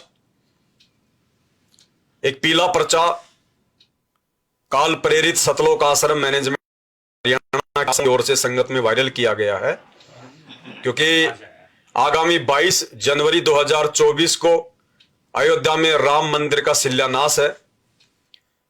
और काल ने तो बहाने ढूंढने होते हैं, उसने तो छलबल करके आत्माओं को ठगना होता है, लूटना होता है। तो आज ही इन आश्रमों की ओर से अपना एक मनमुखी पर्चा आया है। इसमें कहीं कोई गुरुदेव का आदेश नहीं लिखा हुआ कि ये जेल से आया है, गुरुदेव ने कहा है। इन्होंने अपनी ओर से एक ये पीला पर्चा संगत में वायरल किया है, और इन्होंने क्या लिखा है? जय बंदी छोड़ की सतगुरुदेव जी की जय। दिनांक 15 जनवरी 2024, समय शाम के 6:20।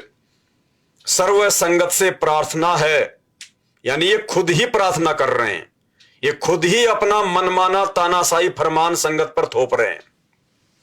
गुरुदेव का कोई आदेश नहीं है, ना इसमें बताया ना लिखा कि जेल से आदेश आया है या गुरु जी का आदेश है या ज्ञान आधार से कोई बात है। सर्व संगत से प्रार्थना है कि श्री राम मंदिर अयोध्या के संबंध में हर गांव में घर घर पीले चावल भेजे जा रहे हैं। यानी श्री रामचंद्र जी को अपना इष्ट मानने वाले, उनको तो खुशी होगी ही। अयोध्या में इतना बड़ा मंदिर का जो शिलान्यास माननीय नरेंद्र मोदी जी के द्वारा होने जा रहा है, उनको तो खुशी होगी ही। तो वो लोग क्या कर रहे हैं कि घर घर जाके पीले चावल दे रहे हैं, न्योता दे रहे हैं, निमंत्रण दे रहे हैं। तो क्या लिखा है, श्री राम मंदिर अयोध्या के संबंध में हर गांव में घर घर पीले चावल भेजे जा रहे हैं। देखने में आया है कि चावल नहीं लेने पर विरोध होता है, तो आप सभी से प्रार्थना है कि वो पीले चावल ले सकते हैं और लेकर पक्षियों को डाल सकते हैं। अब ये आदेश कौन से एंगल से गुरुदेव भगवान का हो सकता है? अरे श्री राम मंदिर के शिलान्यास के उपलक्ष्य में जो निमंत्रण पीले चावलों के माध्यम से दिया जा रहा है, यदि कोई भगत, सामान्य भगतों की बात नहीं कर रहा मैं, श्री राम, श्री कृष्ण, हनुमान, देवी देवता, भैरव भूत, बेताल, माई मसाणी, सेठ शीतला, भैरव भूत, हनुमंत, इनके भक्तों की बात नहीं कर रहे हम। असली भगत परम पूज्य सदगुरु रामपाल जी भगवान के भगत, जिनको केवल अपना एक ही इष्ट मानना होता है, अपना गुरुदेव, जिनको पतिव्रता पद की भक्ति करनी होती है, उन भक्तों की बात दास कर रहा है। ऐसी भगत आत्माओं के लिए ये पीले चावल लेने का आदेश, ये तानाशाही फरमान इन आश्रमों की तरफ से आज संगत में वायरल किया गया है। यदि आप उनके पीले चावल, उनका वो निमंत्रण स्वीकार कर लेते हैं, वो पीले चावल लेने का मतलब, वो पीले चावल स्वीकार करने का मतलब होता है आपने उनके निमंत्रण को स्वीकार कर लिया कि जी मैं जरूर आऊंगा अयोध्या में, चाहे जाओ ना जाओ वो बाद की बात है। आपने श्री राम मंदिर के शिलान्यास में जाने का निमंत्रण स्वीकार कर लिया, आपने सहमति दे दी कि बहुत अच्छा काम हो रहा है, बढ़ाओ, पाखंड पूजा को बढ़ावा दो, अंधभक्ति को बढ़ावा दो, आपने सहमति दे दी। उसके बाद आप चाहे जाओ चाहे ना जाओ, पीले चावल आप चाहे पशु पक्षियों को डालो, चाहे उनकी खिचड़ी बना के खाओ, कुछ भी करो, आपकी मर्यादा तो काल ने तोड़ दी, जैसे ही आपने उनको स्वीकृति दे दी पीले चावल लेकर। ये क्या है? ये ज्ञान आधार से आपको क्या लग रहा है? ये काल ऐसे ठगता है, सूक्ष्म, ये सूक्ष्म चाल होती है उसकी। काल कसाई तक तक मारे, पग पग पे यो बाणा। आपके पतिव्रता धर्म को तुड़वाया जा रहा है, आपकी भक्ति का सत्यानाश करवाया जा रहा है, आपकी मर्यादाओं को खंडित करवाया जा रहा है। ये कोई सामान्य बात नहीं है। इतनी आसानी से इन लोगों ने जो ये आदेश पारित कर दिया, ये कौन होते हैं संगत को आदेश देने वाले? इनका एक भी आदेश ज्ञान आधार से नहीं होता है, क्योंकि ये काल प्रेरित हैं। जो सतगुरु से जिसका कनेक्शन हट जाता है और जिसके सिर पर काल बैठ जाता है, वो सही गलत का निर्णय नहीं कर पाता, फिर उससे काल वही करवाता है जो काल चाहता है। तो परमात्मा जिस प्रकार सात संगतियों के माध्यम से और हिसार जेल से भी ऑडियो भेज भेज के अपने बच्चों को जगा रहे हैं, सतर्क कर रहे हैं, उधर काल भी गुरुदेव के कलयुगी परिवार के माध्यम से और संगत की दिन प्रतिदिन मर्यादाएं तुड़वा रहा है। भाई और बहनों, हमारे इष्ट, हमारे राम, हमारे श्री राम, हमारे आदि राम परम पूज्य सतगुरु रामपाल जी हैं। राम राम सब जगत बखाने, आदि राम कोई बिरला जाने। अगर ये संदेश आप जी तक पहुंच रहा हो, जो भाई बहन उन आश्रमों से जुड़े हैं अपनी अज्ञानता के चलते, जो ज्ञान को आधार नहीं बना रहे हैं, तो भाई सतर्क हो जाना, सावधान हो जाना। क्या लिखा है इसमें? श्री राम मंदिर अयोध्या के संबंध में हर गांव में घर घर पीले चावल भेजे जा रहे हैं। देखने में आया है कि चावल नहीं लेने पर विरोध होता है। कह रहे हैं कि अगर तुम चावल नहीं लोगे तो वो लोग तुम्हारा विरोध करेंगे, तुम्हारे साथ में हो सकता है लड़ाई झगड़ा भी करें, गाली गलौच भी करें, धक्का मुक्की भी हो जाए। तो कह रहे हैं कि तुम चुपचाप चावल ले लेना। क्यों भाई, क्यों? कल को ये लोग श्री रामचंद्र जी के झंडे ये घर घर में लगवाएंगे दबाव डाल के, तुम लगाओगे क्या? वो वो सत साहिब का झंडा नीचे डाल के, नीचे उतार के तुम श्री राम का झंडा दबाव में आके अपनी पानी की टंकी पे लगाओगे क्या? ये तो मैनेजमेंट तो बोल देगा कि फेंक दो वो सत साहिब का झंडा, फेंक दो वो गुरुजी की फोटो वाला झंडा, आप श्री राम का झंडा लगा सकते हो। कल को फिर कोई दूसरी पार्टी आ जाएगी, वो दारू की बोतल लेके आएगी, बोलेगी जी पीना पड़ेगा, तो क्या दबाव में आके शराब भी पियोगे, दारू पियोगे? अरे दबाव का सामना करने के लिए, ज्ञान आधार से विरोध करने के लिए, संघर्ष करने के लिए तो भगवान ने 28 साल से यह ज्ञान दिया है। दुनिया से बुराई मोल ली है, 2-2 बार की जेल, दुनिया की गालियां, गुंडा बुंडा, किस लिए? देशद्रोही की उपाधि किस लिए? आप और हमारे से संघर्ष करवाने के लिए। भक्ति मर्यादा तुड़वाने वाले जो भी कर्म कुकर्म है उनका सामना करने के लिए। और आप आत्माओं को सहज में इतना कमजोर बनाया जा रहा है कि अगर वो दबाव दें, जबरदस्ती करें तो पीले चावल ले लो।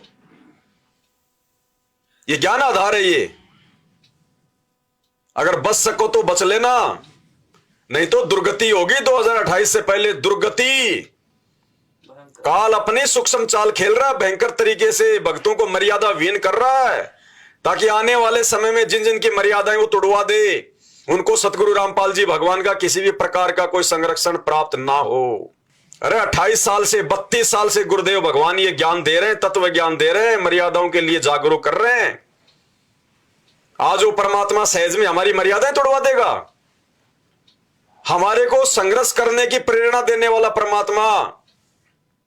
और यहां तक हमें परमात्मा ने अपने सत्संगों में निर्देशित कर दिया, ज्ञान से, कहानियों से, चुटकुलों से। और क्या बताया परमात्मा ने? मर्यादाओं को लेकर अडिग रहने के विषय में, दृढ़ रहने के विषय में स्कूल का और बच्चों का एक उदाहरण दिया कि यदि कोई तुम्हारी बात नहीं मानता है तो तुमने भी उनकी बात नहीं माननी। क्या बताया परमात्मा ने इस छोटे से चुटकुले के माध्यम से? ने ऐसी मर्यादाएं फंसवा दी, हमारे चारों तरफ फैला दी और जकड़ रखा नो कति प्राणी को बुरी तरह। लेकिन विश्वास रखना इस मालिक के ऊपर, नाम लेकर संघर्ष शुरू करो। वही बात है, जब कोई आपका कुल के लोग, आप उनको समझाने की चेष्टा करो, भाई ये बात है, ये ज्ञान है, मेरे समझ में आ गया, और इसमें कोई त्रुटि है तो आप गहराई से देखो। आपको त्रुटि लगे तो मुझे बताओ, मैं त्याग दूंगा, न तुम आप भी लगो इस मार्ग को ग्रहण करो। तो वो नहीं मानते हैं तो आप जी ने भी उनकी बातों को नहीं मानना है। इतनी सी बात है। जैसे एक चुटकुला है, एक टीचर था, अध्यापक, बच्चे बैठा था और बच्चे वहीं उसकी क्लास में कोई शरारत कर रहा था, कोई कूद रहा था, कोई उछल रहा था। एक व्यक्ति ने जाके कहा कि मास्टर जी, ये बच्चे आपसे नहीं डरते, काहे का टीचर है? तो टीचर बोला, मैं के डर हूं इनते, मैं भी ना डरता इनते। तो अब जब वो हमारे नहीं मानते तो हम भी नहीं मानना उनकी। तो इस मार्ग पर चलने के लिए आपने इस मर्यादा को दृढ़ रखना पड़ेगा। कबीर साहब कहते हैं, जब लग हंसा हमरी आना और काल लगे नी तेरा बाना। जब तक ये हंस, ये पुण्यात्मा हमारी आन में, मर्यादा में रहेगी, तब तक काल तेरा अटैक नहीं हो सकता किसी भी प्रकार का। तो इसने पता है इस बात का, तो ये सबसे पहले उस मर्यादा को भंग करवाता है। और इस भक्ति मार्ग में ये मर्यादा ऐसी समझ लो जैसी ये लक्ष्मण रेखा थी। इसको जरा सी ना समझा, जो दास वचन बोल रहा है, इसको जरा सा ना समझना, बहुत गहराई से और बड़ी सख्ती से इसका पालन करना। जैसे सीता जी को कहा गया था कि ये एक रेखा खींच दी है, इससे बाहर ना जाना, तब तक आप पर यहाँ कोई भी जंगली जानवर या कोई लुटेरा बकवादी व्यक्ति आपकी हानि नहीं कर सकता। और वो तो चले गए दोनों भाई, जिस खोज में वो भेजे थे उसने, सीता जी ने। रावण आ गया एक साधु रूप बना के आटा मांगने के लिए, भिक्षा लेने के लिए। रावण जब निकटा रेखा के उसको देखा कि इसमें बहुत जबरदस्त लपट निकली और तेरा मार डालेगी, वो 10 कदम पीछे गया। आवाज लगाई कि भाई भोजन दो, भिक्षा दे, ये क्या कर रखा तुमने जंतर मंतर में, तो हानि होगी होती मुझे।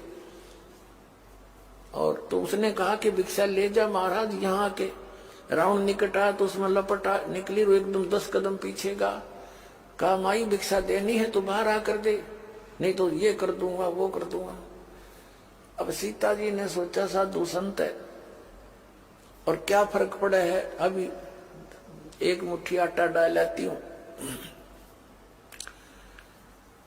अब वो बाहर निकली, रेखा पार करके चलेगी आटा डालने के लिए।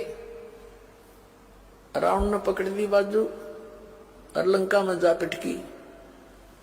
अब उसकी जीव संज्ञा की सोच थी कि फर्क पड़ा है, अभी आ जाती हूं, अभी गई। वो मूर्ख थे, क्या तो जिन्हों कह गए थे इस बार मत निकलना, तो पुण्यात्माओं कितना बखेड़ा पैदा कर दिया उसकी अपनी सोच ने। के फर्क पड़ा है, कितना फर्क पड़ गया, लाखों लोग मरवा दिए। आप 10-12 वर्ष आप पड़ी हुई इसकी कैद में, खाना न पीना, नहाना न धोना, रोआ पीटी, पड़ गया फर्क। तो पुण्यात्माओं ये परमात्मा की जो मर्यादा कबीर साहब की है, इनको लक्ष्मण रेखा समझ लेना और फिर देखना मालिक क्या आते, कितना सुख आपको देगा, आपको यहां सारी सहायता देगा, आपकी जीवन एक्सटेंशन करेगा। जब चाहोगे जब मरियो, काल निकट नहीं आ सकता आपकी मौत लेकर के। तो क्या समझाया परम पूज्य सतगुरु रामपाल जी भगवान ने, कितनी गहराई से समझाया कि सीता की अपनी सोच थी कि क्या फर्क पड़ता है, 2 मुट्ठी आटा देके ही भाई, और इतना फर्क पड़ गया, बिरान माटी करवा ली, बिरान माटी। तो ये पीला पर्चा जो काल प्रेरणा से सतलोक आश्रम मैनेजमेंट हरियाणा के द्वारा भेजा गया है, काल की सूक्ष्म चाल, ये पीला पर्चा पढ़कर और मत वो पीले चावल ले लेना कि क्या फर्क पड़ता है 4 चावल के दाने लेने से, वो भयंकर फर्क पड़ेगा, नरक में जाके ठोक देगा, बिरान माटी कर देगा। वो क्या कह रहे हैं परमात्मा कि राम और लक्ष्मण कोई पागल थे क्या जो उसको समझा के गए थे, लेकिन उसने सोचा क्या फर्क पड़ा है। तो 32 साल से सतगुरु रामपाल जी भगवान दिन रात एक करके संघर्ष करके मर्यादाओं के विषय में हमें जगह जगह के जो आज जेल में जाके बैठे हैं, पागल थे क्या, बालक थे क्या जो हम चावल के दाने पकड़ लेंगे। हम श्री राम का आदर करते हैं, सम्मान करते हैं, वो त्रिलोकी विष्णु जी के अवतार हैं, लेकिन इस सत भक्ति में, इस कबीर परमात्मा की पूर्ण मोक्ष वाली भक्ति में, इस पतिव्रता सत भक्ति में केवल भगत का एक ही इष्ट होता है, उसका एक ही जो है वो पूज्य होता है। आत्मा का पति एक है, एक है, बार बार कह रहे परमात्मा। हम स्वीकार नहीं कर सकते, व्यभिचारणी भक्ति नहीं कर सकते, वैश्या भक्ति नहीं कर सकते, हम अपनी आत्मा पे दाग नहीं लगा सकते, अपने गुरुदेव को नाराज नहीं कर सकते। वो हिसार की छोटी जेल में बैठ के, इस काल की 21 ब्रह्मांड रूपी जेल में बैठे हम कैदियों की रहनी करनी तो देख रहा है, उसको किसी ने जकड़ थोड़ी रखा है। गरीब ऐसा सतगुरु हम मिल्या, बेपरवाह अबंध, रोज पढ़ते हो तुम, वो बेपरवाह है अबंध, जिसे कोई बांध नहीं सकता। अरे श्री कृष्ण जी छोटी सी शक्ति, उसको दुर्योधन नहीं बांध सका। ये तो सर्व सृष्टि रचनहार है, इसको बांधने की हिम्मत किसमें है? कोई दूसरी शक्ति है ही नहीं इनके अलावा। आप और हमारी परीक्षा के लिए बैठा वो कि 32 साल से जो ज्ञान दिया है उस ज्ञान पे कौन चलेगा, कितने मेरे और कितने उस काल के हैं। वो रिहर्सल, वो परीक्षा ले रहा है, आने वाले मिनी सतयुग के लिए अपनी आत्माओं की छटनी कर रहा है। मोक्ष के लिए कितनी आत्माएं तैयार हो रही हैं उनको देख रहा है, वो बालक नहीं है। दाने दाने का हिसाब है, दाने दाने का हिसाब। तुमने उस दरगाह का महल नहीं देखा, धर्मराज के तिल तिल का लेखा। आने वाले समय में जो जो हमने इन पिछले 10 वर्षों में बोया है वो फसल भी काटनी पड़ेगी, हमने काटनी पड़ेगी, दूसरा नहीं काटेगा। तो जो ज्ञान दिया है भगवान ने, उस ज्ञान को आधार बना के इन पीले पर्चों पर विचार किया करो। तुम क्या हो और तुमसे क्या करवाया जा रहा है। परमात्मा के हंसों को कौवा बनाया जा रहा है, मोती की जगह उनको लैट्रिन खिलाया जा रहा है, लैट्रिन। क्योंकि हम पतिव्रता पद की भक्ति कर रहे हैं। हमारा इष्ट, हमारा राम एक है। हमारा राम श्री राम नहीं है, हमारा राम श्री रामपाल है। वो आदि राम है, अनादि राम है। इनकी तो गिनती भी नहीं है उनके आगे। थोड़ा विचार कर लेना इन बातों का। डरने की, घबराने की जरूरत नहीं है। निर्विकार निर्भय तू ही और सकल भयमान, सब पे तेरी साहिबी तुझ पे साहिब नाए। क्यों गाते हो फिर ये गाने, क्यों गाते हो ये भजन? विश्वास करना पड़ेगा, हम समर्थ की शरण में हैं, समर्थ की ओट लेके सब कुछ कर रहे हैं, भक्ति कर रहे हैं। विचार कर लेना इन बातों पे, नहीं तो काल ना घर का छोड़ेगा ना घाट का, धोबी का कुत्ता बना के छोड़ेगा। धोबी का कुत्ता। ये मैनेजमेंट वाले तो कुत्ते बनेंगे काल के, ये तो बने हुए हैं। और तुम्हारी ऐसी दुर्गति करवा के छोड़ देंगे, परमात्मा के हाथों से भी निकल जाओगे। परमात्मा के हाथों से भी। तुम्हारा ऑपरेशन बिगाड़ने में लगे हुए हैं, डॉक्टर भी चक्कर में पड़ जाएगा, टाका मारूं तो कहां मारूं। ऐसी दुर्गति करवा देंगे ये धीरे धीरे इन पीले पर्चों के माध्यम से, तुम्हें पता भी नहीं चलेगा। इसलिए समय रहते गुरुदेव के ज्ञान को आधार बनाओ, साथ संगति की वीडियो देखो, अपने आत्म कल्याण की चिंता करो। ये पीले चावल ना जाने हमने कितने ले लिए, कितने खा लिए और कितने निकाल दिए। दुनिया क्या कर रही है, दुनिया क्या करेगी, हमने दुनिया देख के नहीं चलना, हमने अपने गुरुदेव को देख के चलना है, तब भक्ति मार्ग पे सफल होंगे। तो आज के लाइव वीडियो में केवल इतना ही। परमपिता परमेश्वर हम सबको सद्बुद्धि दे, इसी प्रकार मर्यादाओं के साथ भक्ति मार्ग में आगे बढ़ने की प्रेरणा दे। अंत में गुरुदेव भगवान को अनंत कोटि दंडवत प्रणाम। बंदी छोड़ सतगुरु रामपाल जी भगवान की।